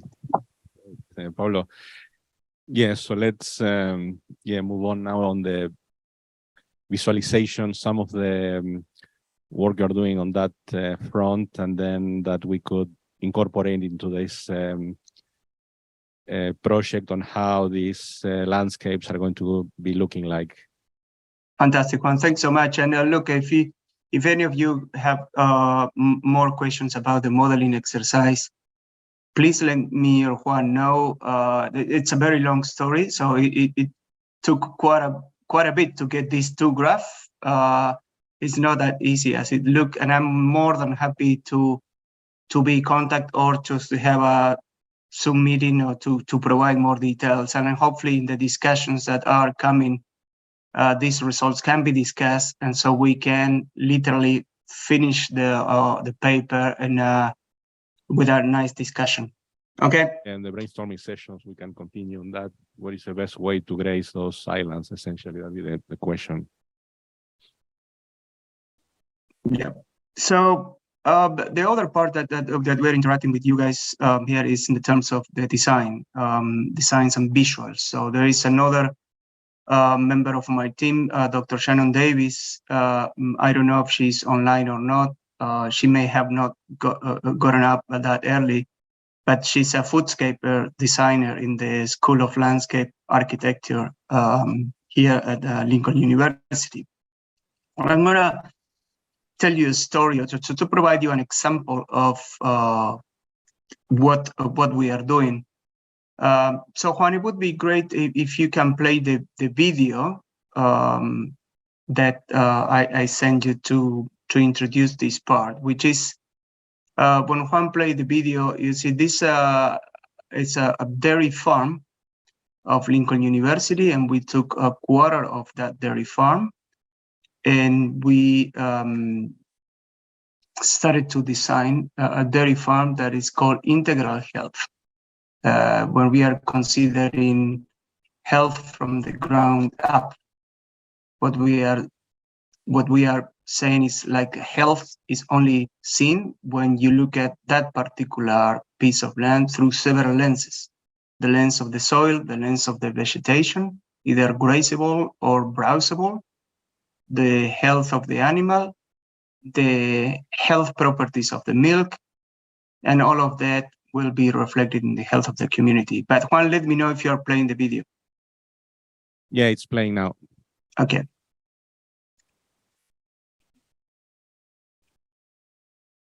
So as you can see in the video, this is the render of an architect who is doing a PhD with me in spatial agroecology. So what you see there is different components of the dairy farm. You have different forages of strips with different colors, you know, from pink wildflowers in the races to different strips in the paddock to what we call strategic browsing sites that had the function of shade and shelter and provision of aromatic plants, exercising aromatherapy and ingestions of some particular plant secondary chemical compounds, browsing shrubs, and trees under irrigation, which is quite a challenge. This is a dry environment as well. A shelter belt around the farm, and then we have other wintering block with the same situation. And nearby the wintering block, you'll see what we call the motel and the birding center. The motel is where the cows during wintering, remember this is a seasonal milking season. During wintering, those cows eat winter forages and can have access to that motel overnight where they can urinate, and we can collect the urine in there so it's not deposited onto the pasture. And the birding center will have, cows calving under shelter with warm water and with ad libitum feed. There are a lot of things going on there. But the other thing that you may have seen when you saw those cows in the milking platform browsing, it has what they call the mulu. The mulu is those browsing sites that have a kind of a eel shape. They are surrounded by wood chip pads, so the cow can go and rest there under the shade or protected from the wind. This is a very windy region in New Zealand, and so we provide comfort there. And when the cows are either resting or sleeping, as we know, they get up or they wake up, get up and urinate. So we are thinking of capturing at least 30% of the urination in those wood chips that will slow down the flow to the soil. They absorb some of the urine and nitrogen, and whatever go through is catch by the roots of those plants, woody vegetation plants. And each of those woody vegetation plants, trees, shrubs, and aromatics have a particular function. And we have created 2 vademecums or guides of plants in terms of plant secondary chemical compounds and the effect on the environment, the animal, and the human health. So I can't wait to share that with you guys, and with especially knowing that Stefan is there with Stefan as well. But if the video finish, Juan, let me know so I can show I can go through my slides. Yeah, it's finishing now. So the video. Just that's one of the things that I think would be really useful with one of you come to learn or to interact with the guy that built that video. That's the platform of what is going to be the virtual reality representation of that farm. From an architectural point of view, you can see in the screen now, literally it's an architectural map of how and where the things are happening at the farm there. You can see in the center, this is where it's the milking shed. On the top right, you can see the wintering block. And then on the left, the milking platform. So that's literally... It's okay. But then what we are trying to is create more visuals. How do communicate these sort of things to farmers, to students from a primary school all the way to university, rather than this dry map, if you like, right, 2-dimensional. So the first aim was the animation that you've seen that became virtual reality. But the way of conveying those things, imagine trees will take a while to grow, and browse will take a while to grow and be browse. So we are getting into this sort of... So imagine that, I don't know if any of you have been in New Zealand, it's like this particular region, dairy farming is, as I call it, a desert of ryegrass. And you see 3 colors, black and white and green. So what we have seen here is not only different colors, different shapes, and behind all of that, different biochemistry that has multiple functionality. So this can give you an appreciation of what is being implemented right now and how we can start visualizing things to get the people more involved there. If we talk about islands, why we locate the islands, in this particular case, the browsing islands, if you like, they are located in a direction that, relates to the prevailing winds and also the prevailing night water flows underground. So these islands, also the root of these islands are supposed to catch horizontal movement of nutrients that could have or could end up in a nearby lake. So that's a representation of what's going on. It's a very, very long story short. I could be talking for hours, as each little thing that you've seen there has a scientific rationale behind that. Even the colors of the cows that try to represent moving from a Frisian-based cows to a more double-purpose cow. This is another view of those islands, if you like. So you can see the pivot, the irrigation, but you see the browsable tree, the browsable browse, and somehow the aromatics there, and the cows standing on the wood chip of what we call the paddock moulu.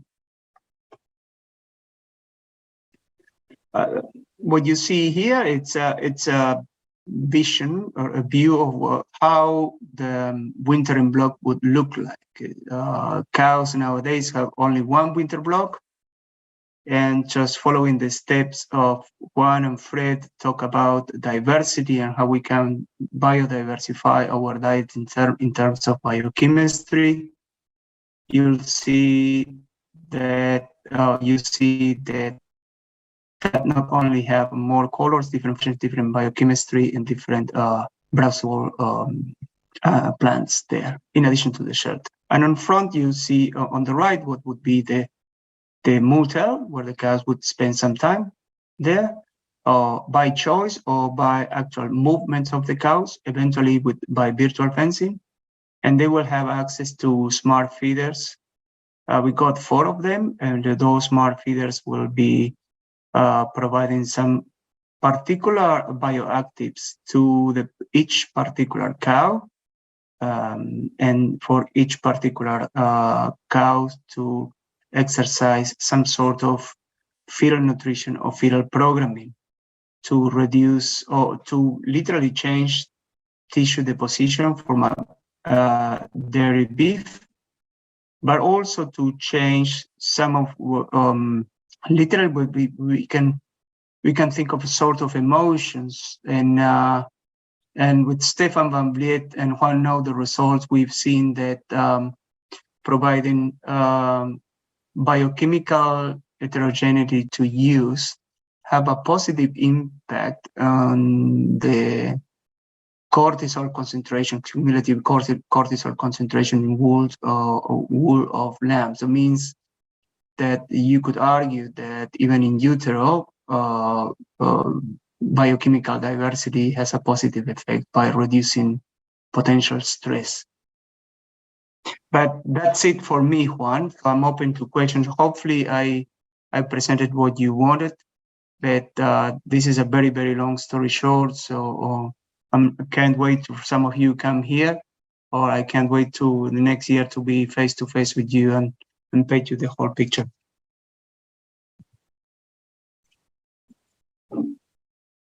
Great. So yeah, thank you, Pablo. That's any questions, comments? I thought that this could be a really good learning, teaching tool and also extension tool for working with ranchers and showing the potential for establishing some of these islands in the landscapes where they can actually visualize how this is going to be looking like.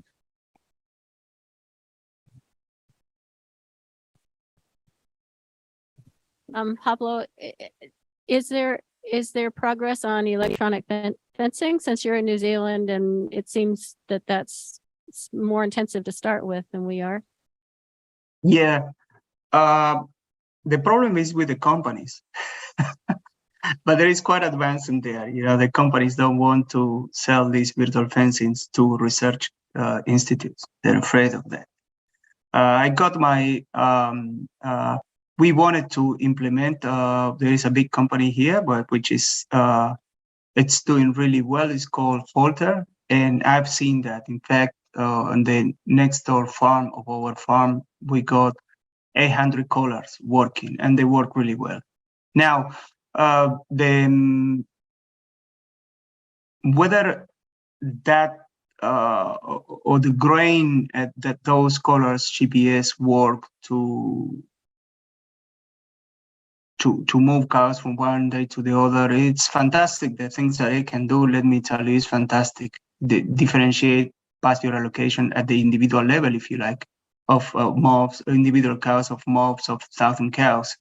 But I think the grain is not yet as detailed for us to use and say the cows, well, you cannot get into that island, if you like, because imagine if one cow get into that island and you got a mob of 800 cows, they're going to destroy it. So we are fencing it temporarily, those cows. But yeah, there is quite a lot of advance there in the virtual fencing, and I think it's a really good thing to try. And you guys have there another group of entrepreneurs, Kiwis, that is called Vents. They are releasing some sort of virtual fencing, I think, in Montana. So it would be great to start implementing at the range level. I think it would be great. And we are trialing other virtual fencing at our rangelands in the mountains, which is called the E-Shepherd, but it has a less defined or greater grain, if you like. So the things at the rangeland level would be easier to implement as compared to a more complex systems that I just showed. But if you got a simpler system, which could be one or two species, or if you didn't have those islands, of browsing, having virtual fence would be really good. There is another company, No Fence, from Norway. Hopefully I'm answering your question, because I think it's gonna come, and I think it would be a really useful tool to have. The question that I have, but it's not questioning the actual methodology, which I think it would facilitate and would save a lot of time of farmers, especially dairy farm, is like the cows respond to a negative stimuli, right? It's either noise or electricity. And you can argue, well, an electric fence is a negative stimuli as well, right? But once they learn, that's it, rather than being stimulated to go to one place and constant changing condition based on negative stimuli of noise or short electric little shots there. But that's my own question, and that's why we question the applications of virtual fencing in this integral health dairy farm, because the point of that is health, right? So, and health by definition of WHO, which involve not only the absence but the presence of emotional conditions that represent positive well-being.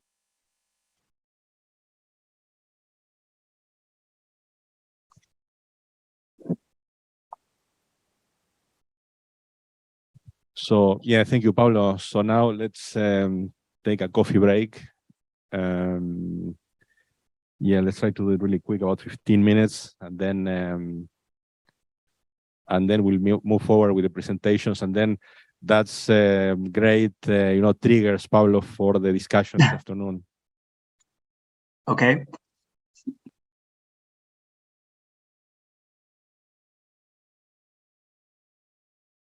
So then we'll keep. So still the coffee is in the works. So 10:20. So we still have 20 minutes. So yeah, we'll keep moving with the presentations. I guess the next one is mine on deploying some of these islands in the range. So yeah, the next set of slides that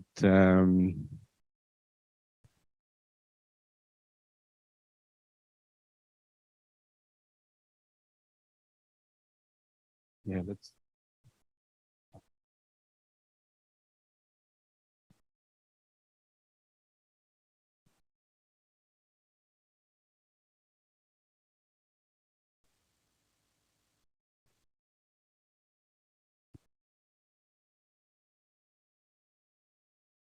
So yeah, this is continuing with well, in theory, what Pablo was describing on how these islands will be looking like in the real life, in the actual landscape. This is yeah. Next slide. This is not working. Next slide. So that's a representation. That's what we did in this plot in 50-acre pasture in Richmond. We did this spray the grass, smooth brome grass, twice in the, as I was mentioning, in the spring and in the fall.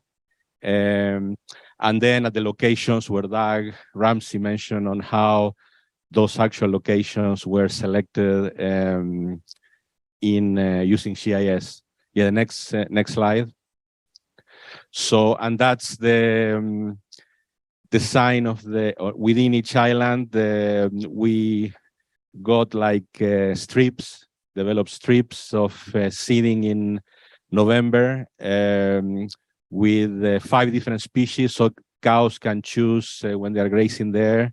Is alfalfa, trefoil, which contains, well, alfalfa with terpenoids, trefoil with condensed tannins, forage kochia, that's another, the one that we've been discussing yesterday, and that's, yeah, the seeding, yeah, I didn't mention that the depth of the seed, the kochia was way shallower in the relative to the other species, and then sunfoin and small brunette, which all contain condensed tannins, different types, different chemicals. They're not the same. So this is going to be strips. Yeah, next slide. And then, so the questions I have here is, well, that how best proceed to spray the weeds in the spring. Cost of, and then the best chemicals to use for, well, because I know we'll be dealing with a lot of weeds. Then the timing, you know, it's been really challenging of when to seed. Like Jennifer mentioned a little bit, when we see the last fall, nothing came out. Now we try to seed in early November, and we had storms. Then we have frozen soil. Snow, moisture, that then not only to get it with the machinery, but also the seeds getting stuck with the moisture in the field. So that's things that, so the time and timing, I think, for this is really critical when to do it. So we did this non-till seeding. I'd like to also discuss some of the benefits, some of the negatives. If we had to repeat this in the spring, which will be the best, like we did last this spring, how or will be the best or the best approach, I guess. That's another question I have. And then, well, how to graze these plots is going to be like a challenge. We got from Pablo, some ideas of, well, potentially like, you know, really short term, very low frequency and short term, but then, so how you perform the rotations. I think we're also visiting about virtual fences, electric fences, when the time and timing, those are things that we need to discuss. So the rotations, not only to increase the persistence, so try to get these islands to persist in time, but also to enhance the nutrition efficiency of the animal. Maybe, as I was with that modeling exercise, show that maybe low frequency of consumption of these islands. Maybe, you know, having patches or paddocks that moving the animals once a month and then let them graze the rest of the month on rangeland. That may be another option that I was thinking, just having has paddocks with diverse legumes and forbs, and then allowing for grazing for a couple of days, and then for the rest of the month just grazing on range. But yeah, which would be the best, I guess, grazing scheme for these diverse legumes and forbs. Yeah, the next slide. And then the next slide for long-term topics, animal health. So some of these islands contain secondary compounds. And then Stefan was just left. We are starting to collaborate on looking at potential benefits of these secondary compounds, like immunity enhancing benefits, so the cows being healthier, just a preventive strategy, not like just a treatment strategy, but cows being healthier in the field. And also how that impacts their offspring. We'll be following their offspring through the feedlot, so how that is going to impact the quality of the product and the performance of the offspring in the feedlot. Welfare of the animals as well, with those bioactives. We'll be measuring cortisol in the hair of those animals and trying to assess how, and then maybe some behaviors as well to assess animals should be in better welfare when they have a diversity of bioactives and plants in the field as opposed to just grass. Another topic that we're starting to discuss is looking at soil health, and so how that soil is going to respond to these islands in the short and long term. And then seed dispersal is another thing that one producer described on one of his paddocks. He had some alfalfa, and then seeing that alfalfa was getting dispersed in the field all over that paddock. So assessing that those legumes potentially spreading across the landscape, that's something that we also planning on monitoring, but that's something to discuss as well. I think that's so I think that's what I have for discussing this afternoon on all these topics. So, and then any questions or comments before the brainstorming sessions, or?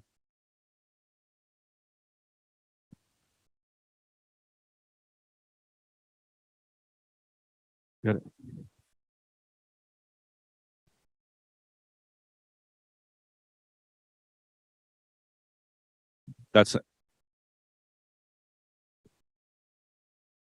Yeah, that's a good point. So yeah, the question was on wildlife and the potential wildlife impacts and how, yeah, we keep those animals. Also, that you mean in terms of persistence or establishment and then persistence of those islands.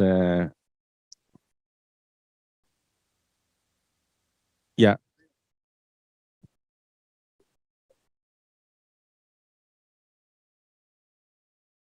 Yeah. Yeah, that's a concern for sure. That's a point that in terms of wildlife impact and particularly the establishment of these pastures. Yeah, not only from even large ungulates all the way even to small, even small. We had issues. I remember in the past with even bulls or even small mammals.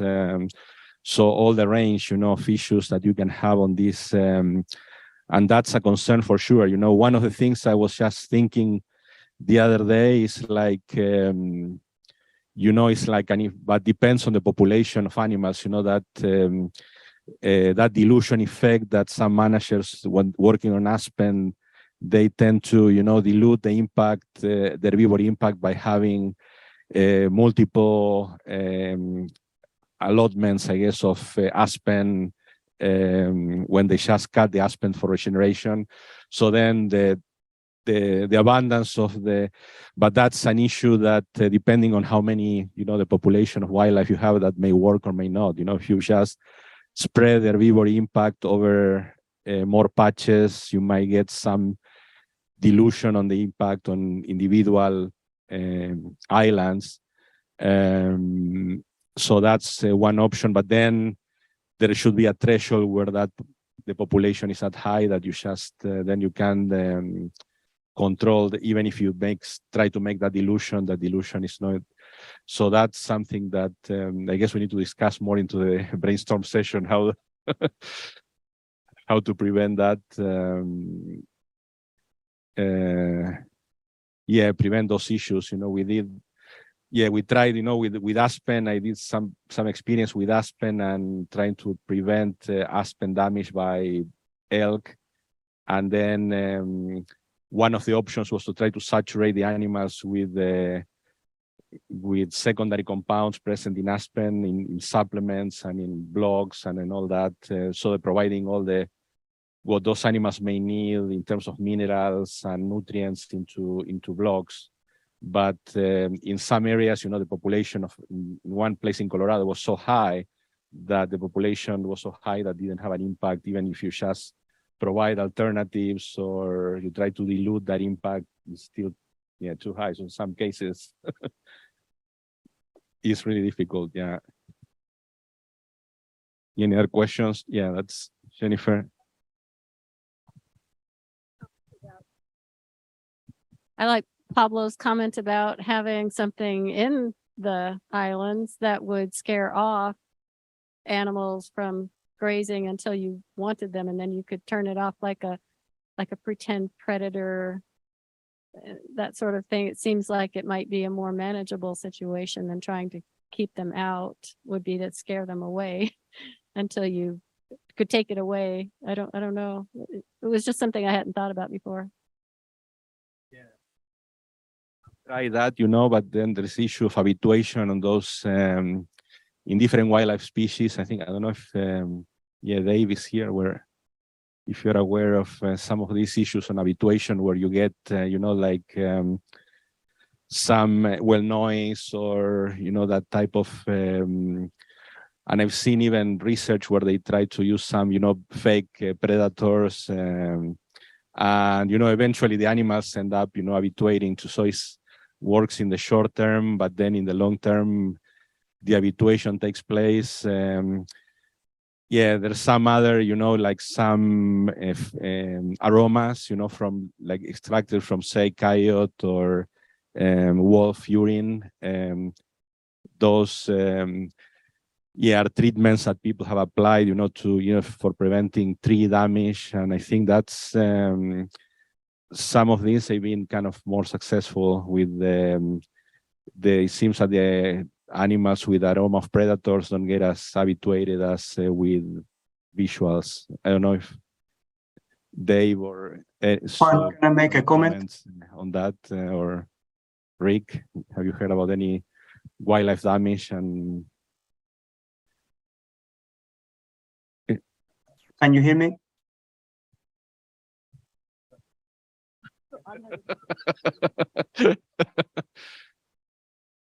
So any other, so that's I think that some aromas, I know that people working on control mostly on pine trees, and they've used some combinations of aromas that are effective, and habituation is not that, but that of course is going to be for an island or for a pasture. Is going to be something that in terms of economics, or I don't think may be doable. So I think you have to probably hope that the animals would have other alternatives available. Can you hear me? Maybe in this.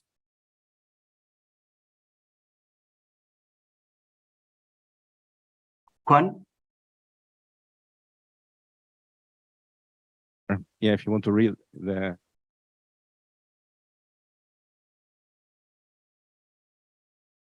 Oh, okay. Coming up, or so we can hear you. What's your question? That's good. That's good, Juan. But I was making a comment. Although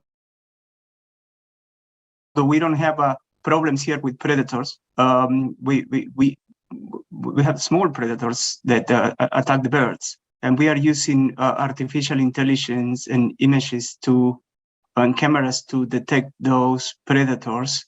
And when they get into a particular zone, they are attracted and killed. I don't know if you want to kill the actual wildlife there, but you can. In this case, we want to, but you can have. I can pass you in the details, and even the company that have cameras that use artificial intelligence to detect the actual predator and then send a response. Either, well, in this case, we just shoot them, but we can send noise or other condition response. So in this particular case, with the camera, we learn how to detect a deer versus a cow, and when the deer appear, they could create noises of barks or whatever that repel or put the deer away from the island. But that was my comment. Sorry, I didn't mean to interrupt. That's a good point. Yeah, I didn't know that. So essentially, are you using that technology already, or is it already available? We're using that technology already in the mountains. We got a massive invasion of possums that came from Australia, and they are attacking our native bird population and destroying some of the trees. And so what this company is doing is setting strategic cameras around those hot spots. And when they detect a possum, literally they have a bait that attract the possum, and then they humanely put them down, if you like. But that same technology could be used to other things, so that artificial intelligence can learn to detect a particular invader of that particular piece of land and scare them out, like with noises or other negative stimuli there. And you reduce the likelihood of habituation because it's really targeted to a species as opposed to just something that goes off every half an hour or way more monotonous. And so that's probably, you take care of the issue of habituation. Yeah, there's some comments here. I think when, if you start thinking about, native ungulates on vast areas of range in the West, especially if you're thinking about cost, it's going to, if I understood some of the prior presentation, what in many ways, what was desirable were small, very nutrient dense patches, broadly scattered across the landscape, which if you've got if you're in areas with a lot of elk or deer, I think that's where you were coming for, antelope too. It's like, that's the worst thing you could do if you want them to persist, because they could camp on them. Although I have seen sometimes, if you can get things established for a couple of years, I've seen alfalfa that just gets grazed. I can think of a couple of places up on Deseret, up on the mountain there, that are oil pads that have persisted for 30 years with but if you can get things established before they start grazing, and maybe you could do something like that with temporary fence, but it's going to be awkward with, because that's part of the landscape out there. You can't kill them. You can try to deter them. They're pretty, most deterrents only work for a little while, but temporary fencing might be an option but after you got things established, they could essentially handle season-long grazing. The only other thing I can think of is to try to put your supplements in places where, that are sort of big game winter range, so that you don't have high densities of animals until the dormant season, when it wouldn't make so much difference. Like you say, antelope, you can't really, it's tough to get away from them on a lot of the range. But there's just a couple of thoughts on native big game. In relation to those cameras, it's work being done out of Arizona, ASU, and Montana, and it's mostly for conflict reduction, but they're the smart cameras that they're training them to recognize different wildlife or livestock and essentially send you a warning, so you can deploy a range rider resources if it's wolf or grizzly, but they could be trained to identify antelope or elk or whatever, and then tie it to like what do they call them? The rag boxes that are the noisemakers. So it would trigger the noise or the lights or the commotion. So, yeah.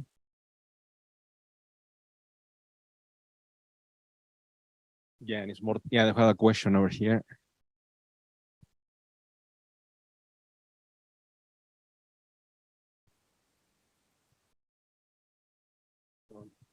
I just wanted to, I like this discussion, but it's applicable if we were doing this at a landscape scale, then these issues are applicable. At this point, with the demonstration plots, it's more about protecting establishment and getting the plots in place, which may take some fencing.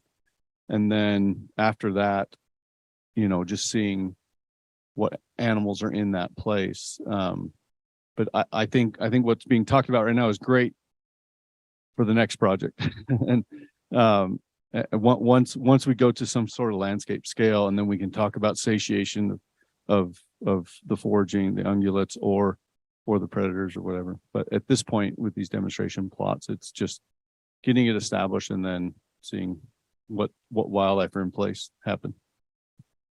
Yeah, that's a good point. I think to me, I think what as Dave and Rick mentioned is like, well, once they are established, so then I think they can tolerate way more herbivory than the critical period is going to be the establishment. So that's and then that really small scale we can still deal with with fencing. Then as we move up to large scales, that's so all these other things that we've been talking about will be really applicable. But I think it's good because we are discussing long-term goals and short-term goals. So I think that's great that we are both thinking from both ends. That's the spirit and idea of this discussion. Is going to the whole process and thinking what's going to be happening in 2023 versus beyond that, right? So that's great.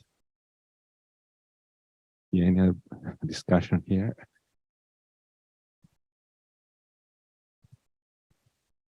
Yeah, I'm curious on the example that was given with those plots. That seems like improved pasture that's now trying to have diversity reintegrated into it.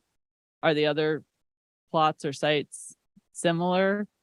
Because I guess in terms of like opportunities for establishment, that seems very different than a rangeland site with maybe some already diversity in it, or even seed bank versus even like New Zealand dairy production. Very different system, different opportunity for diversity integration. So are the other plots, the test plots, similar to that? Yeah. Okay.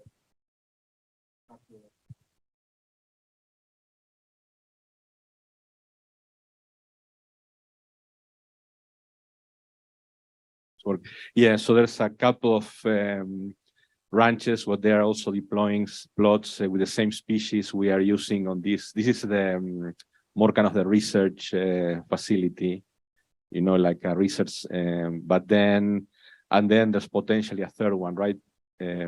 Matt, we're planning on Matt's, you can mention a little bit on that. So, Eric Thacker would be here and could explain all this in good detail. I'm going to try to sit in for him. He's really sick right now. But yeah, they are putting these plots out on current grazable rangelands is the plan. And so we've got several sites throughout the state. I think that 3 at least throughout the state that we will be employing these more on a rangeland setting, not on a research plot like the one that he's discussing here in Richmond, is it? Yeah. Yeah. No, it's just a place where we have control and can do some things that we couldn't do on a rangeland site with a farmer or rancher. So it's helping us to kind of model it, to show it kind of on a small scale, but then we'll be showing, doing other plots throughout the state on more of a large scale.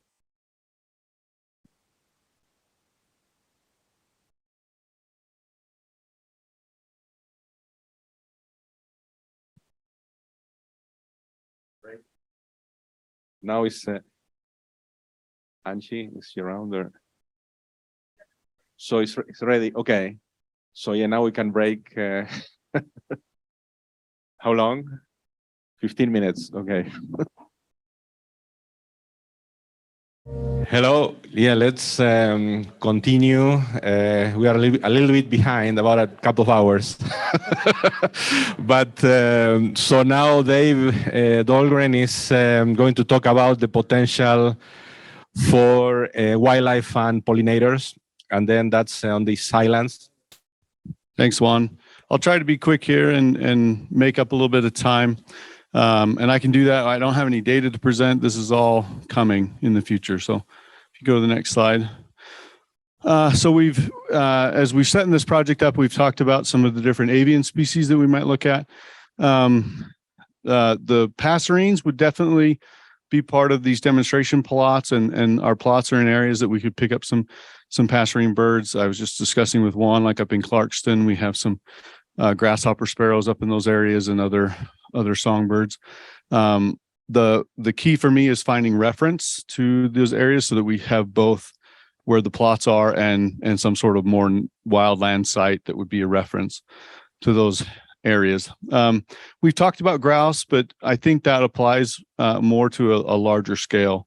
Once this type of concept could go into a larger rangeland context, then grouse may become applicable. But I don't think we're going to see sage grouse at Richmond anytime soon. But once we head there, we can talk about those transects. What's that? Well, there are Huns there. You might have to stop me from shooting them all before, but there are Huns up there. Yeah. So, but we'll be doing spring surveys for birds. So if there are Huns, we should pick up. They'll be calling, that kind of thing. Next slide. I think this is the pollinators are probably where we're going to get the most data and the most differences, potentially, especially with these initial plots.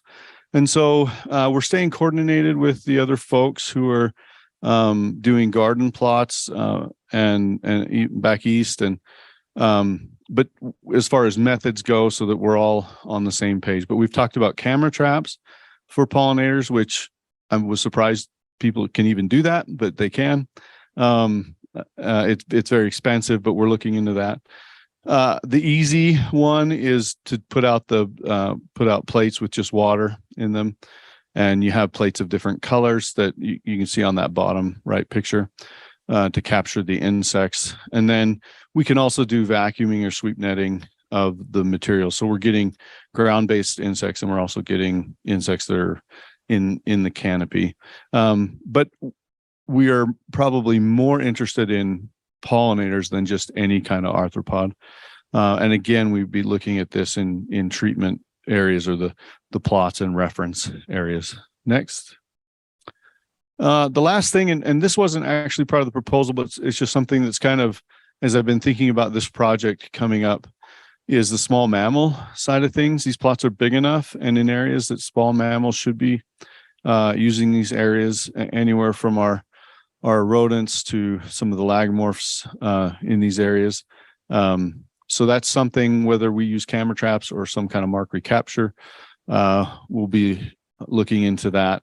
And then the large ungulates, again, going back to the stuff that we were talking about just before the break. In one hand, the ungulates are something we just want to avoid during establishment and keep them out there just to get established. Once they're established, though, we might be interested in how large ungulates are using the area. And they could definitely be something that, once this goes to scale, it could be a real detriment to the longevity of the plot. So things that we might want to look to in the future. Next. That's it. I told you to be short. Any questions? Those water plates look like great birds.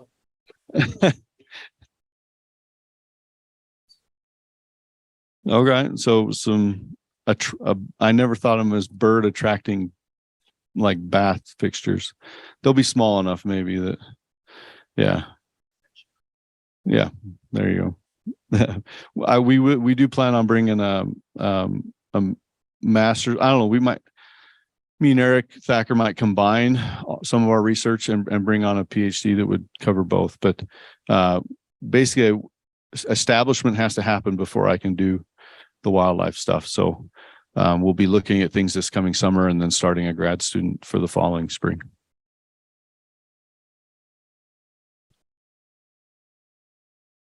Anything else? I told you I'd make up time one.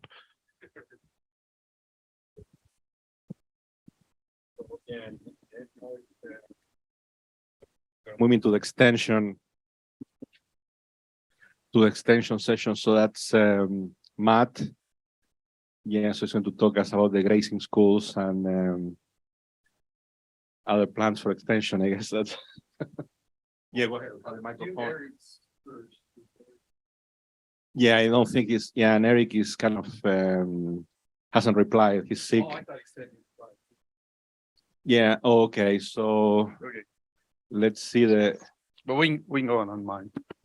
Oh, so yeah. So you pass the slides. Let's pass. Yeah, those. Oh, you're going to get those? Yes, let's do those. Okay. Great. So, as I mentioned, Eric's not here, and I'm a poor excuse for Eric, so I'm not going to do what he could do. But I'll just mention a couple things. Go ahead in the next slide. So he's working on, and I think he started establishing 4 demonstration sites, and these demonstration sites are on farms and ranches that have improved rangelands, but they may have only improved with grasses. So if there's a really good rangeland already, they're not improving those, putting these in those sites. They already have legumes and forbs and everything. He was really striving to find sites where they had maybe a crested wheatgrass or another established grass that was there. It's been improved, but we want to add the biodiversity in the forbs and legumes into those sites. And so he's working with ranchers to do that, put those in, and be able to implement these on a larger scale. Next slide.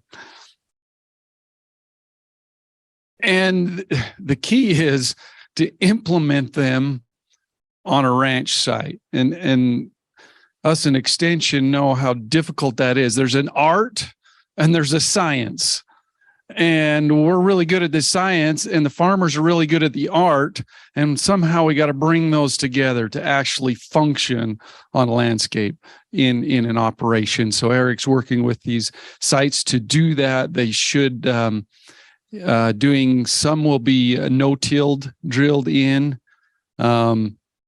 and some will be tilled in. Next slide. So, go back one. So one will be in the Richmond one you already know about. Millville, Utah will be in the spring 2023. You see that Park Valley, spring of 2023, and Mount Pleasant will be a fall 2023. Those will be planted, developed, and ready to start looking at the research behind that and implementing it on our ranch scale. Now, I'm not Eric, but you can ask a few questions.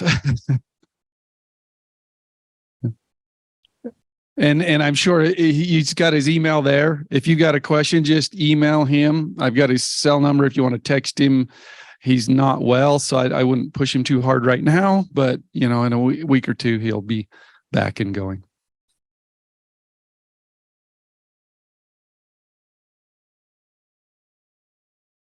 If there's no questions, I'll keep her going. We can go to my slides now. So we in Extension already have some programs going for grazing and rangeland programs to educate producers. We've had these for several years. And so I was talking to Juan, I said, we can incorporate our current programming into this project. And that's where we are looking at here. We do a Sustainable Grazing Institute every year to teach intensive management grazing to producers. And again, we're trying to merge the science with the art. And the only way to do that is hands-on. So in this program, we have a day where we're in the classroom teaching them about the science behind this. And then we go out on site, as you can see in the pictures here, where they are implementing it. We give them a set of cows and a set of sheep, and they are to graze them for those 3 days. So we give them assignments. How big an area do you want for this amount of animals? How tight are you going to graze it down to? Anyway, we go through several scenarios, so that's a hands-on kind of approach with this program. We plan on, as things develop, incorporating what we learned from this project into some of the science that we're going to teach at this. Go to the next slide. And then we also have what we call the Central Utah Grazing Expo. This is, again, we're trying to get the art and the science. So we'll have a day of in-depth workshop for land managers, giving them critical land management information. And then we incorporate that with a tour. Again, we want to see it on the ground, not just in pictures. And so we incorporate a tour with that. So we'll go out, and what we've been discussing is actually on the landscape level. So producers can see, understand what changes are going on, and ask questions and figure this out. Again, this Grazing Expo is an awesome opportunity. As we develop these sites, we'll be able to go and tour them with this program. They're also looking at expanding this to northern Utah, this type of a program, and be able to go right to the Richmond site and view that as well. So we're incorporating what we're learning here and getting it out to the producers we're already educating in this area. With that, I'll take any questions or comments about it. Yes. Hello. So my name is Zubair. We are social scientists. I'm working with Jessica. I was wondering, when you say art and how your art is different from science, or how it works, like what do you precisely mean by art? And when you are connecting with the ranchers, then what do you mean actually by that? Yeah. So there are so many variables, but that a rancher or a farmer is dealing with to maintain the environment, maintain their productivity so they can still live on the land. So they've got to have a profit, and they've got to maintain the social aspect. And so they have all these variables. So when we bring a science to them, they have to figure out how they're going to take that science and put it into their current production practices to improve that. It's a very complicated thing to do. We look at it and say, oh, this is science, just put it on your farm. And they're going, okay, wait a minute. I've got wildlife. I've got fencing to consider. I've got my profit to consider. I've got all these other things. And so when we say art, we help them take the science and figure out how it's going to work to improve their farm. So it's a process. That's the art process. They're good at art. They know how to implement things on their farm. And so we have to find a way to educate them on the science and help them figure out how it's going to implement on the ground so that they can maintain a livelihood, improve the environment. Does that make sense to you? So that's the concept we're talking about with the art and the science. Yeah. So Matt, thank you. What kind of producers would you say attend the workshops that that you've held, the Sustainable Grazing one and then the Central Utah Grazing Expo? Is there, some sort of characteristic of these people that typically attend them? Yes, that's a good question. Most of the grazing expo is a lot of land managers. So this will be BLM, NRCS, and then larger ranches that are running maybe, hundreds to thousands of acres of land. So this is kind of more of the big landscape level group in that. The intensive management grazing program or our grazing institute is more of the smaller scale producers. These are, I get some larger producers, but most of it's the smaller scale producers that are trying to produce a lot of animals in a smaller area. So they're more the 100, 2 acres to 100 acre kind of group. So yeah, I'd say large landscapes one, more of a small landscapes are the other one.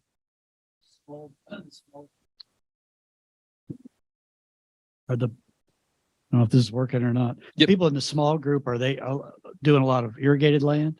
Yes, mostly irrigated land. I get a few rangeland and we try to extrapolate it, but we're focused on intensive irrigated lands with that program.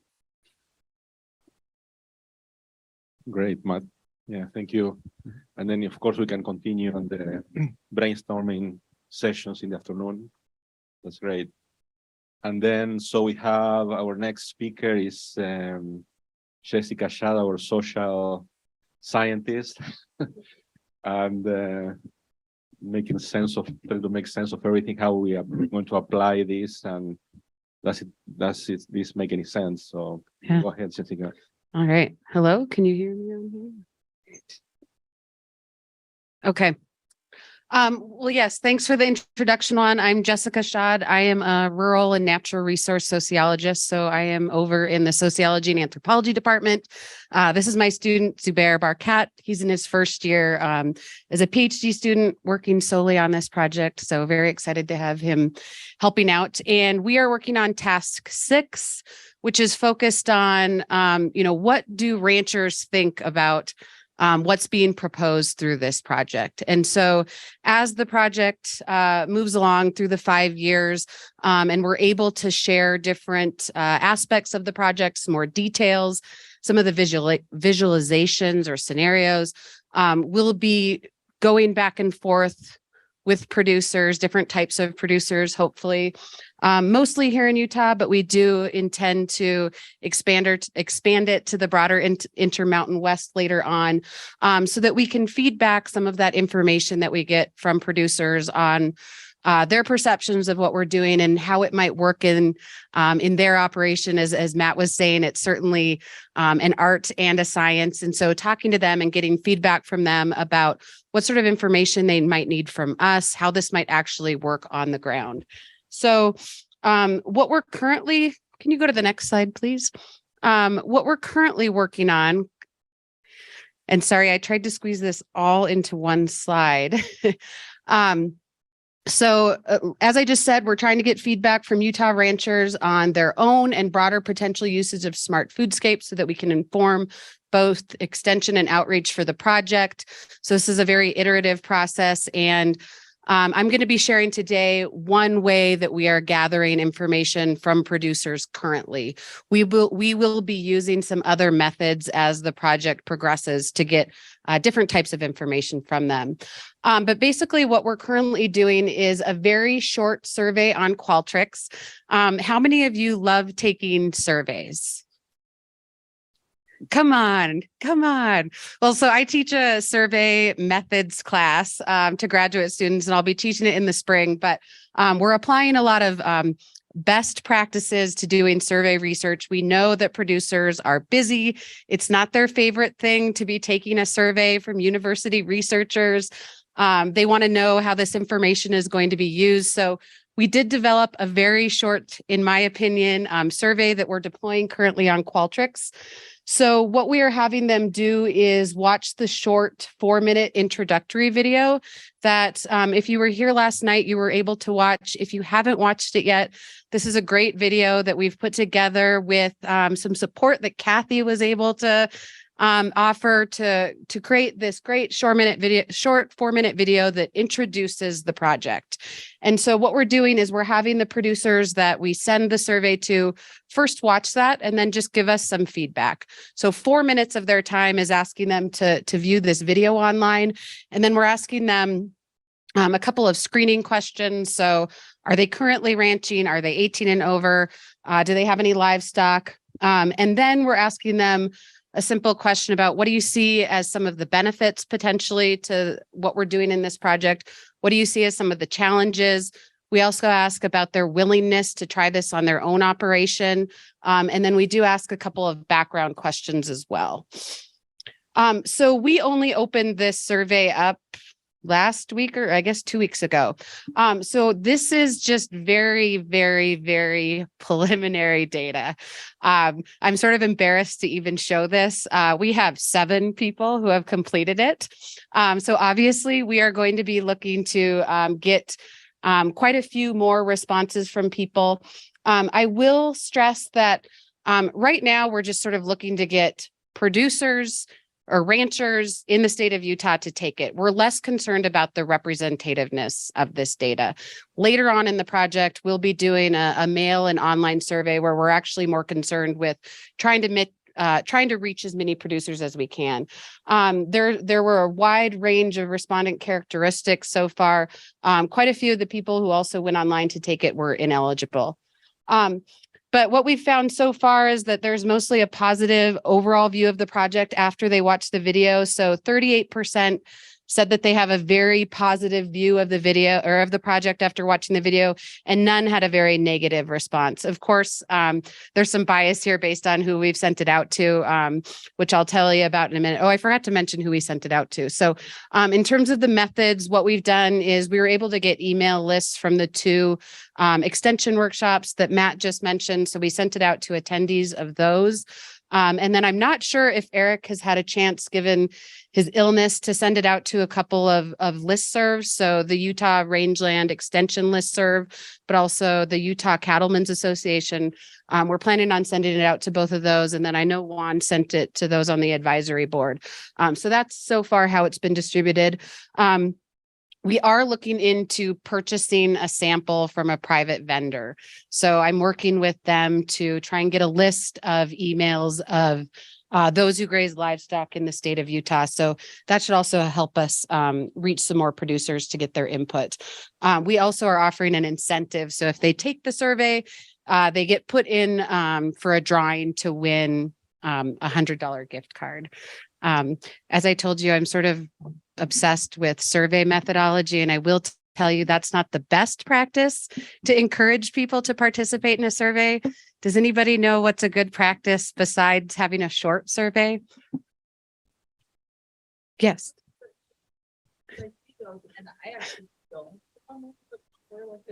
Yeah, they can go to spam sometimes.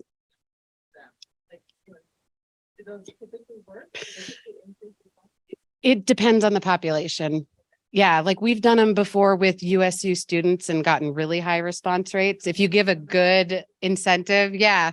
But one thing that we often do, and I will be doing this in the survey that we do in a couple of years, is you give somebody something ahead of time.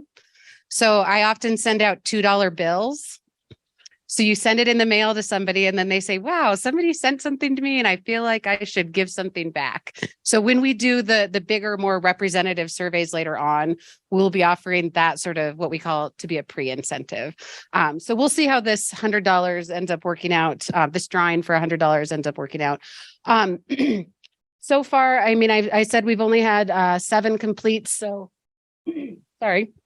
People generally agree with the benefits that have sort of been outlined in the video. So they talk about perhaps the nutritional value for their livestock, eventually the decreased costs that might result in having different alternative sources for forage. Sorry, I just want to look, I had a couple of numbers. And then they did also note some concerns that we didn't specifically mention in the video. So initial costs to establish, cattle overuse of these plots. And then there were also questions about whether or not this only applies to cattle or also other types of livestock. So once I have more responses, I'll be putting this sort of information into a report to share with everyone. As I mentioned, we also asked about willingness to try. So responses to this range from 5 to 10. The average was a 7.6, or what I've classified as lukewarm. So nobody said that they were not at all willing to try. So as you can see here, for neutral was about 28.6%. So those in the middle who responded anywhere from 4 to 6 out of 10. Lukewarm, which was the most common response. So those who are willing, but not extremely willing to try, those were 7 to 8 out of 10. And then supporters, I classified as people who said that they were 9 out of 10 on the scale willing to try. So it'll be interesting to see when we get more responses. And then we also asked about different factors and how those might influence their willingness to try. And the most important was monetary compensation. So 63% that it said it was extremely important. Also, detailed information was something that a lot of people said important. So 50% said extremely important. And then I didn't put it up on here, but demonstration sites were also something that people are looking to see when they're thinking about whether or not this is something that they'd be willing to try in their operation. I also asked about knowing others who are using the practice, which is within some of my other research that I've done on other conservation practices. Farmers or producers like to see or know other people that they can talk to doing those, and that was the least important. So as I mentioned, next steps are really broader distribution of the survey. We do have an option for people to let us know if they'd like to do a follow-up interview, which some people have indicated that. So we'll be doing follow-up interviews and then later on a bigger survey. So one thing that I'm just looking for help with is distribution at this stage. So if you know people who might be willing to take this, forward them the email. If you have email lists of organizations that you'd be willing to share, I promise I won't bug people too much. And we're really looking forward to getting more input this way so that we can share it back with the team. Thank you. Any questions?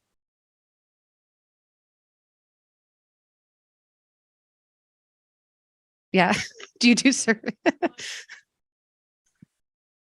It's just, they don't respond. Yeah. Logically, like they're just, like we put it on Facebook, we put it on email, and we had like 42 responses, and we've sent out mailings now, like 160 mailings, and hoping we get a better response from our mailings. Yeah. Did you mean you've sent something in the snail mail? Yeah. Yeah, so- a stamped envelope, like. Yeah, that's still the best way. So I've done a lot of survey research with different types of agricultural producers, and I would never, ever advocate for trying to gather data only online. Producers definitely respond a lot better to getting something in the mail and having the option to go online if they want, which some do, or filling out the paper copy. One thing that we were sort of excited about, though, with this survey was having the visual media, so the video. And so we were hoping that that would entice some people and really show them what we're trying to do with the project. I was just showing one. It's kind of interesting just from what we have back. We did a livestock portion and ranked from the most important to least important. And number one was alternative feeds. Okay. And then in the rangeland stuff, the number one most requested was supplementation on rangelands. So. Okay. Interesting. Yeah. Yeah. So, and keeping the survey short, which I have a hard time limiting the number of questions. And I promise I really did keep this one short. So those are the important things to do, and we'll see what happens. We haven't really tried pushing it out yet. So you'll probably be hearing from us, some of you that I've chatted with, to try and help us get some more responses. Sure. Go ahead. I guess this is for Matt as well. You'd asked kind of the user group that you're looking at. Are you looking demographics wise differences? I'm guessing older ranchers or their younger group? Is there demographic differences in acceptance that you're seeing? Well, that's one thing we would like to know. So along with some of those opinion questions about the project, what they see, whether they'd be willing to implement, I think just 4 background and operational questions. So one of them is age, one of them's education, one of them's acres grazed, and one of them is gross operation sales. So we tried to include a couple of those so that, yeah, if I get enough responses, I can break them out into different groups. But I think that's a good point, is the age of the producer. The younger ones are usually more willing to try something new. The older generation has kind of figured out what they know works and they want to stick with it. And so there is a difference there. But I would just suggest old ranchers will talk your ear off. So if you go that direction, I would suggest you do a phone interview. That might be better than anything else. My experience with older producers. Yeah, certainly. Yeah, this is just sort of a first stage, get some data at this point, and then, do some follow-up interviews with people. Yeah, those can be really long, but also really illuminating. Yeah. Easy to tell you to go to church. Yeah. Oh. Yep. Yeah. Yeah. I think one more question back there.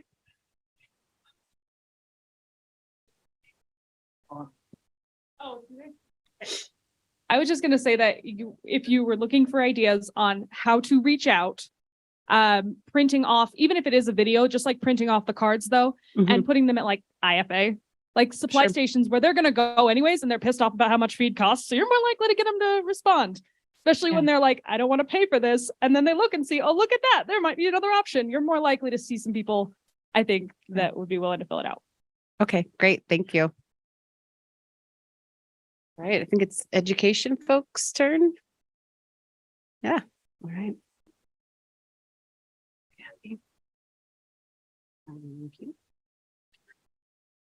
Yeah, Kathy. So we are right on time now, amazingly. So it's so we move to our education component. Yes. So you, Kathy, run the show now. I think it's great to have you, and it's been great interaction. And I think this is a critical component of the project I was mentioning in my first in that introductory presentation, that education, all the reasons, well, at least one of the reasons on my story why education is so important. So go ahead.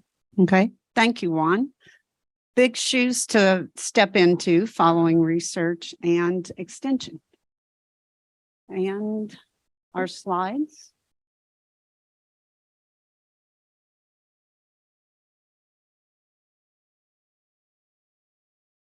There we go. So we're the last 3 slides, I think. Well, I am happy to be here representing a larger education team. We have faculty members and collaborators from The Ohio State University. He is the geologist who works on our project. We have 2 faculty members from the University of North Carolina at Pembroke, which is the only university founded by Indigenous people, for Indigenous people, and on Indigenous lands. And that is our one of our science educators, and she also is in natural resources and environmental science, and then our entomologist on the project. We have 3 co-PIs here. I'm Kathy Cape Trundle in science education, and my esteemed colleague and an endowed chair in arts education, Aurora Villa, will speak to you next, and then Catherine Vella, who is at USU Eastern. She is a mathematics educator, and she couldn't make it because of the weather, so I'll do her slide. But on our first slide, we wanted to share with you some of our successes. These are the things that we persisted with and the progress that we made on the project. And we are happy to report that, at least for the moment, we are on schedule with our timeline. We accomplished our year 1 goals, and we're well into our year 2 goals. Our first accomplishment was to write and we co-wrote a curriculum for elementary education. It's a STEAM curriculum, and the elementary goes from kindergarten to grade 6. And we wrote the curriculum with classroom teachers who are our teacher partners. And we have our education team working on it and a psychometrician's working with us from Miami University. And that's the one in Oxford, Ohio. But with those lessons, we're writing them, co-writing them with classroom teachers, and then those teachers will implement them, and we will gather information data-wise. We've got instruments that I'll talk about next. We gathered pre-data during this semester. After we implement the curriculum, we'll gather data again to look at the efficacy of that curriculum on content knowledge, on attitudes and behaviors that deal with biodiversity and sustainability.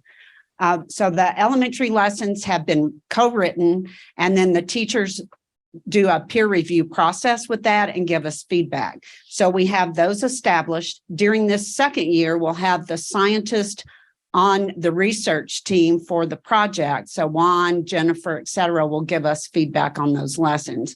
But our scientists within the education team have also written those lessons and given feedback. The second exciting development was to get our elementary gardens installed. And Aurora will talk about some of those challenges that we had with that, but we have those installed. Each school has 6 raised beds, one of which will include the smart Foodscapes, legumes, and forbs. One will include native wildflowers, and the others, the children plan on what they want to plant in the garden. And they may have more than 6 beds, but they have a minimum of 6 raised beds. They also have a greenhouse and a storage shed. So those are all set up. We also purchase curriculum materials, including children's books. We've gathered the elementary baseline data by doing the assessment of their content knowledge, particularly as it relates to pollinators and native pollinators, native bees in particular. We've looked at their attitudes towards sustainability and biodiversity, and we looked at it specifically for pollinators, but in general also. And then we looked at, so we did attitudes, behaviors, and content knowledge. So those are our 3 areas. We established a prototype for our education website, which will be linked through the website with Smart Foodscapes overall. And we began development on teacher professional development modules. It's not enough to just have the curriculum. There are lots of curricula out there. There are thousands of curricula. So we want to have the support for teachers. Our curriculum involves the integration of art into the STEAM disciplines, into the STEM disciplines for STEAM, which makes it unique. As you may know, we house Ag in the Classroom here at Utah State University, which is also USDA supported. A difference between what we're doing and what is already offered from Ag in the Classroom curriculum is that we specifically focused on integrating art. And also we are adding lessons that they don't have very many of, which is mathematics lessons. And we are also integrating citizen science. So we'll be doing pollinator citizen science and weather and soil citizen science. The last one that I'll mention, and this one is an exciting development, we are working with classroom teachers, as I mentioned, and we are disseminating with those classroom teachers. So we involve them in the research. So we right now, and in our first year, have published 3 journal articles with classroom teachers and some members of our team. And we published 1 chapter for an edited book. We have 3 other articles that are in review. We have 13 research presentations that are accepted to be presented beginning in January. So it will be a busy spring for us. And we have about 20 people who will be attending that first conference, providing outreach workshops with pollinator conservation and then citizen science. And then we have another workshop on climate change. And then we have research presentations there from our preliminary data. And If you notice the images of the children on the bottom, those are children from our middle school. We have our first middle school, and that one is in Far West, which is between Ogden and here on the way to Salt Lake. We have one elementary garden here on campus. That was the most challenging because if you're at a university, you know, universities have lots of rules and regulations. So it took from November until the following July when school was starting to get that approved, but we have it approved and we have the things installed. Our middle school garden came out of our seed grant, but they are currently partners in the USDA grant. And if you'll skip the next slide, I'm going to do Catherine Vela's slide for her. We wish she could be here, and then we'll come back to Aurora. So the plantings focus on the things that we plan to do that we have in progress right now. So the seeds that we're planting for the next part of year 2. We will have summer camps every summer for the next 4 years. This summer of 23 will be for elementary children, and it will focus on our school gardens and pollinators. So year 2, which is 2023, will be a pilot year for the elementary schools. And in 2024 will be the research year for those summer camps. So that's involving children and their families.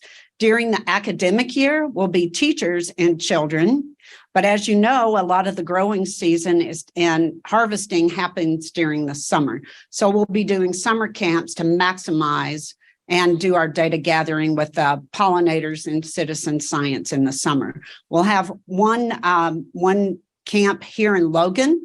And then I didn't mention the other garden for elementary is down at near Price, and it's at Wellington Elementary. And we'll have a summer camp down there in 2023. The research year is 2024 for elementary. 2025 is a pilot year for high school and middle school students and their families. And then in 2026, that we'll have our research year with the camp. So we already have 3 sets of gardens in the elementary and the middle school. We're starting with the middle school down near Price, and we're currently recruiting the high school partners. We'll have one high school partner here in the Cache Valley, we hope.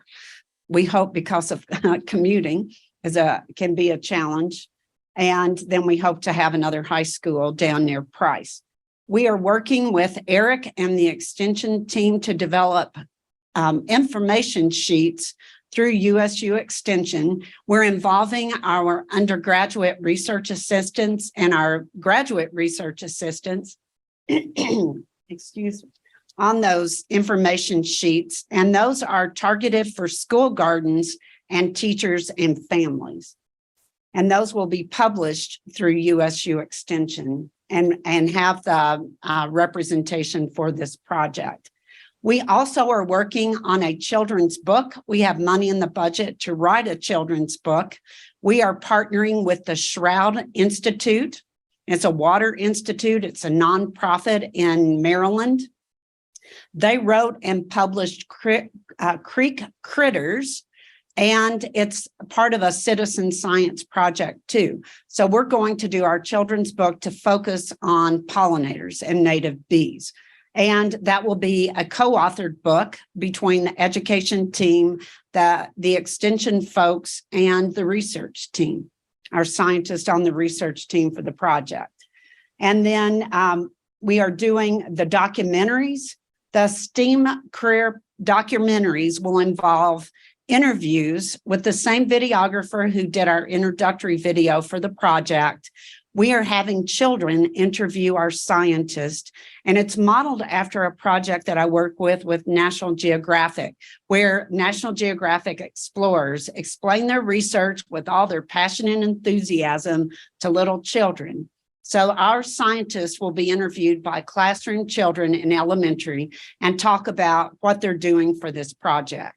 And that's important. Well, and then we'll have another set, one set for elementary and one set for secondary. So we'll involve little elementary children doing the interviews first, and then the middle school and high school students will do another set of interviews. Those are important because for children to be able to be interested in science and STEM careers, They need to have higher science capital. Part of science capital involves what you do, what you know, and what you read, and then also who you know. And by having the career videos, we hope that that will help them feel like they know the scientist who can present their work in an approachable way. We've already started on the middle school lessons, and we will start in January with having the teachers start the review process. And then Aurora is up next to talk about our challenges. Thank you, Kathy. So hi, I'm Aurora Villas. So I'm a professional practice associate professor here at Utah State University and Beverly Taylor Sorensen Endowed Program Director for Elementary Arts Education. So I'm really excited to be involved in this program. My focus is more on arts education and arts integration. But I do want to talk a little bit about our patience that we've had to have during this project. Kathy talked about perseverance and progress. And as you know, there's lots of successes and there's lots of challenges that come along the way. So we've had a few challenges and things that we've needed to be very patient with. The first one I wanted to talk about is just the lack of availability of school garden materials or significant increases in material costs. As you know, I think since COVID, we've just had a lot of problems with getting things in, right? With building materials and whatnot. So prices changed, and we had definitely some delays in availability of different materials. High rate of department administrative and staff turnover. So in the School of Teacher Education and Leadership, we had a total revamping of the HR and the business managers. So that created some setbacks for us in getting some of the paperwork in and getting people paid and things like that. But we are now with, I think, a whole new team, and we're moving forward. Lack of available space in the College of Education and Human Services. Right, we don't have a lot of space for things to store supplies. We have so many supplies that have come in. I believe Kathy has some of them in her house right now.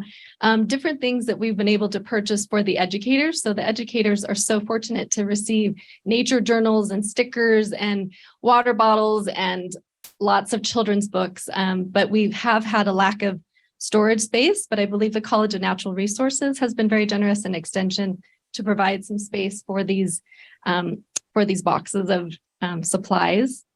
We haven't had any office space for the graduate research assistants, but I think, again, College of Natural Resources and Extension has provided some space for that.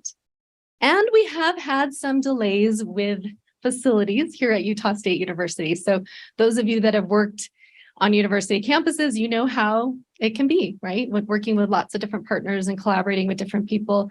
So we have had some setbacks or delays in setting up the garden approval and installation here at Utah State University at Edith Bowen Lab School. But we're excited that we got it to work, and 8 months, I think, was it 8 months altogether? It took from request to approval to get all of the beds approved in the garden plots.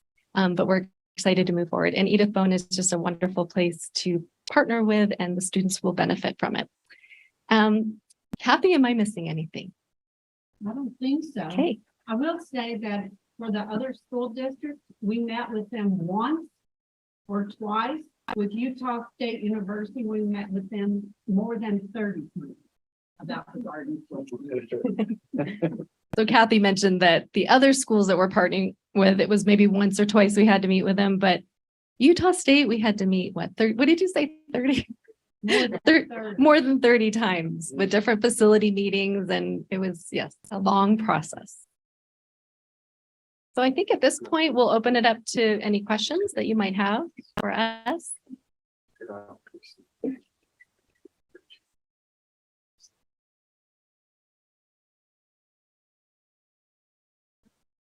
Yeah, Jennifer.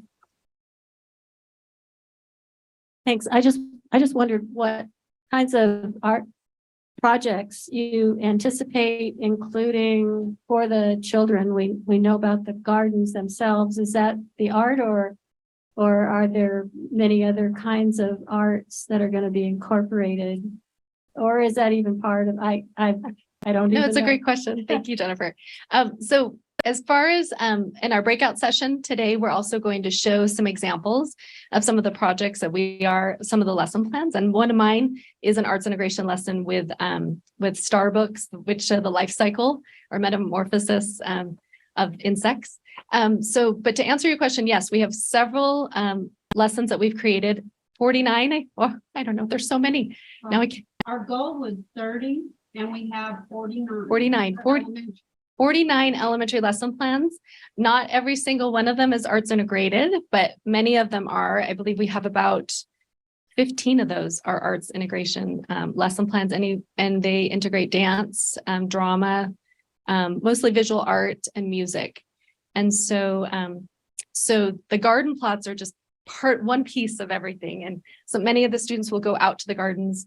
They'll actually draw flowers from the gardens. They'll do observational drawings. They'll create movement in response to some of the lessons. So I hope that answers your question. But yes, there's several arts integration lessons that we've developed. And Aurora, tell them there are 3. Come on up here. I just wanted you to tell them about, you have a team of 3 art experts. Yes. And they cover different types of art. Yes. So if you'll mention about that, Sure, I'd because love it's not just about visual arts. Yes.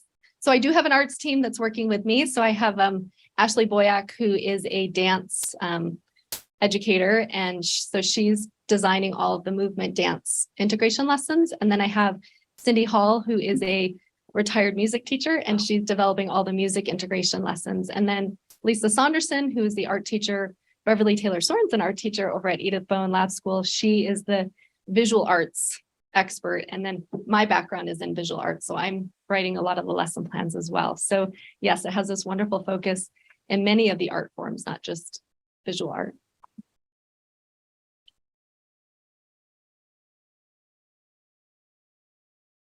It's coming from an extension guy, but getting the schools to actually do the garden during the summer when our growing season is, they're usually out and not available. Have you had some struggles getting them to be okay with that and having someone to maintain those gardens through the summer? I can have Kathy talk to that a little bit more. We have, and that's a great question. We have 3 teachers at each school, and one of whom is a garden manager. So that person works with us every semester. So they work a 12-month contract with us. Well, it's not actually a contract. That's one of those HR issues. They have 12 months of participant support to work with us. And starting with our camps, we'll have the camps there during the summer to have the children working with them. A very wondrous and wonderful happening at the middle school. The middle school children formed a garden club with their garden. They meet every Wednesday afternoon, and they asked the teacher if they could meet throughout the summer. So this past summer, they met every Wednesday to continue their garden club. So the children initiated that. So, a lot of fun, wonderful things happen, but we did think about that. Rita and Caitlin, the 2 folks over at UNC Pembroke, they've been working with school gardens for about 20 years. So they've run bee camps before, and they helped us to identify some potential pitfalls, which is what's going to happen when the garden is most productive. How are we going to use that? So our lessons will be designed for the K-12 curriculum for public schools, but it's available to anyone online. And we see folks using this in informal science also, and homeschooling. So we'll be promoting it broadly. So hopefully it will be used by lots of folks during the summer. But thanks for the question.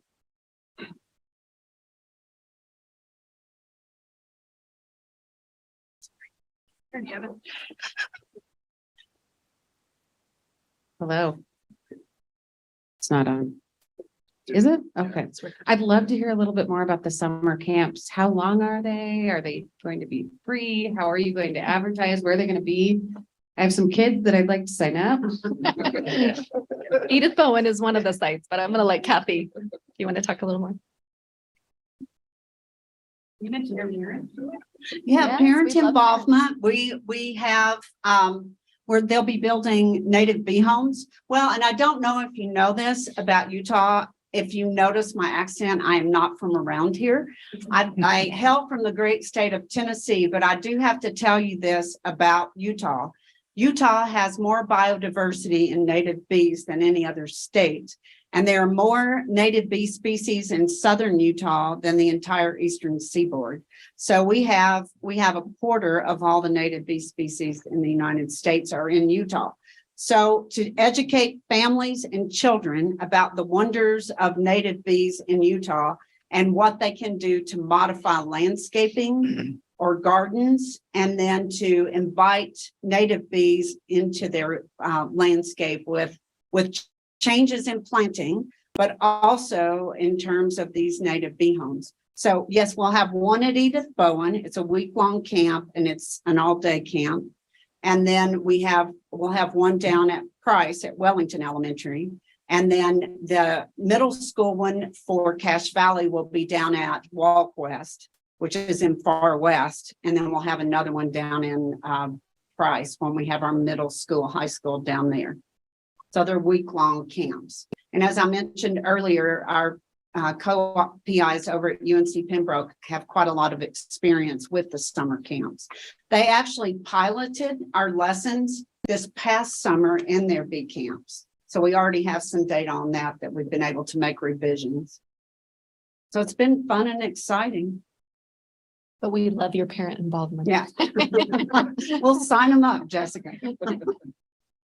I thought about, we also are involving, we have about 3 preschools on campus, and to be able to install our gardens at Edith Bowen, we were asked to include them. So we've included them. And I thought about doing something for the preschool because I have preschool grandsons, but that little is a lot. You need one-on-one with them. Other questions? Hello. So before coming here, I used to work as a monitoring and evaluation consultant for DFID. So I was wondering, like, how do you measure the success of all the activities or the initiatives you are taking, especially with the increased knowledge or any behavior change with the children? Like, do you measure it, or like you're just doing the activities and what's next? No, then that's a great question. It is a research-based curriculum.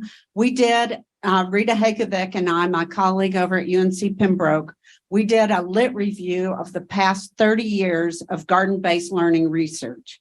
So it's everything that we've designed is based on that research, and also research on social emotional learning, which is more important now than ever, especially with the COVID pandemic and isolation with children.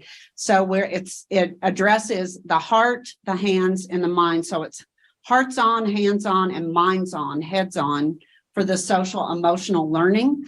But it's based on those 2 research bases in terms of what we designed, in terms of looking at the efficacy.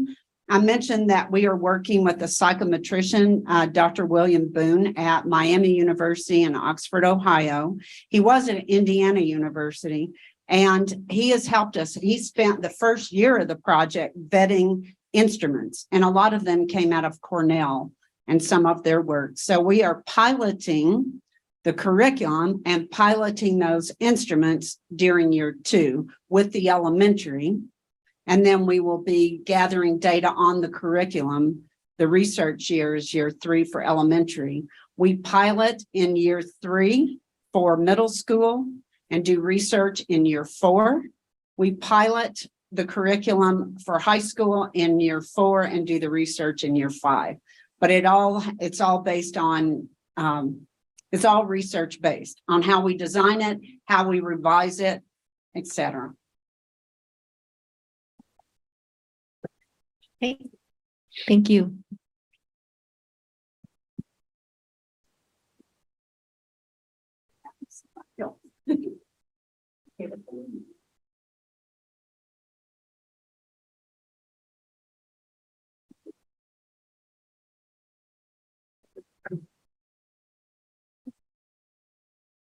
You go to Salt Lake?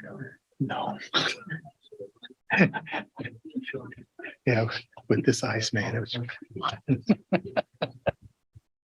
So yeah, just keeping things for the meeting. So we are moving after lunch that we are having here to the breakout rooms in the Natural Resources Building, which is just across this road. So we are just steps from there. And then there's going to be 2 rooms, extension and education, which will be, NR 202 and 204, that they're side by side. Several of you, I think, already been there several times. And then the research brainstorming room is going to be by the dean's conference room that is downstairs, also like just down the stairs. So there's going to be plenty of opportunities for people to move across the rooms because they're right there. And then for people that are participating through Zoom, the reminder is that there's going to be a new link that you received last Friday with actual Zoom links for research extension and education. So that's, I'll try to open the links before we go to the meetings, and then so you can just zoom in anytime, and then also switch rooms like in a free choice. There's also going to be, like, tomorrow after we finish at noon, a field trip really close to campus, which is the Forage Lab here in by the parking lot. So it's really close to campus. And then they are growing some, they have some trials in the greenhouse. So it's going to be basically checking at some growing plants now in the winter. I guess that's the only spot that they won't, I hopefully won't have any snow. And then so if you let me know, we'll start building. I think, Angie, if you have a list of people that are willing to, or they have the time to stick around for this field trip, short field trip, shouldn't take more than an hour. So we see if we have enough critical mass of people that are not traveling and they're willing to go to this field trip. So we break the monotony of being in, well, instead of a room, we'll be in a greenhouse. So I don't think the change will be that significant. And I think that's pretty much it. So I know when lunch is going to be ready. So I don't know if you have any additional comments about before we break for lunch, anything of the topics we visited this morning. And then it's also going to be a chance for people participating through Zoom to in the chat room to ask questions or comments, and then we can maybe read those before we have lunch. And then actually lunch is going to be, what time is? It's supposed to be about 12:35, but I just asked her if they can go earlier, but she's checking in. Okay, so around. So if you want to do question things until. Okay, so if you have any more comments or questions, that'll be a good time. And then I'll try to see in the chat room if there's any questions that we can bring up. What time are we starting with the breakout? Oh, it's right after lunch. Yeah, let me see what we have planned. I think it's 12. So as we finish, yes, it's 1:40. So if we start at 12:35, yeah, so that'll be the right time. About 1:40, we just move as a group to that building. And are we meeting it here tomorrow? And then tomorrow morning we'll meet again here. So at 8 o'clock, which is going to be the same process. We have to pick up one person from each group where we can report basically a short summary of what we discussed in those rooms for people that didn't participate in that particular room. So we'll have reports essentially from each room, and then it's going to be just an open floor for discussion. That's, I think, like in this morning, I think it's been the most rewarding part of the of the meeting, I think, getting this type of questions and discussions. So I think that's next tomorrow morning is going to be like that until noon when we break for heading to that to the greenhouse. So that's the plan. So anymore, yeah, and let's see. I'm going to check if there's any questions on the chat room. Is there any people there?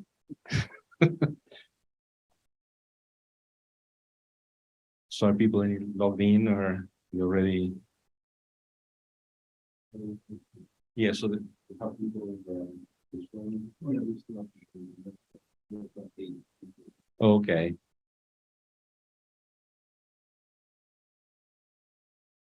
So any more questions or comments? If not, we just can break out and continue with the visiting until lunch.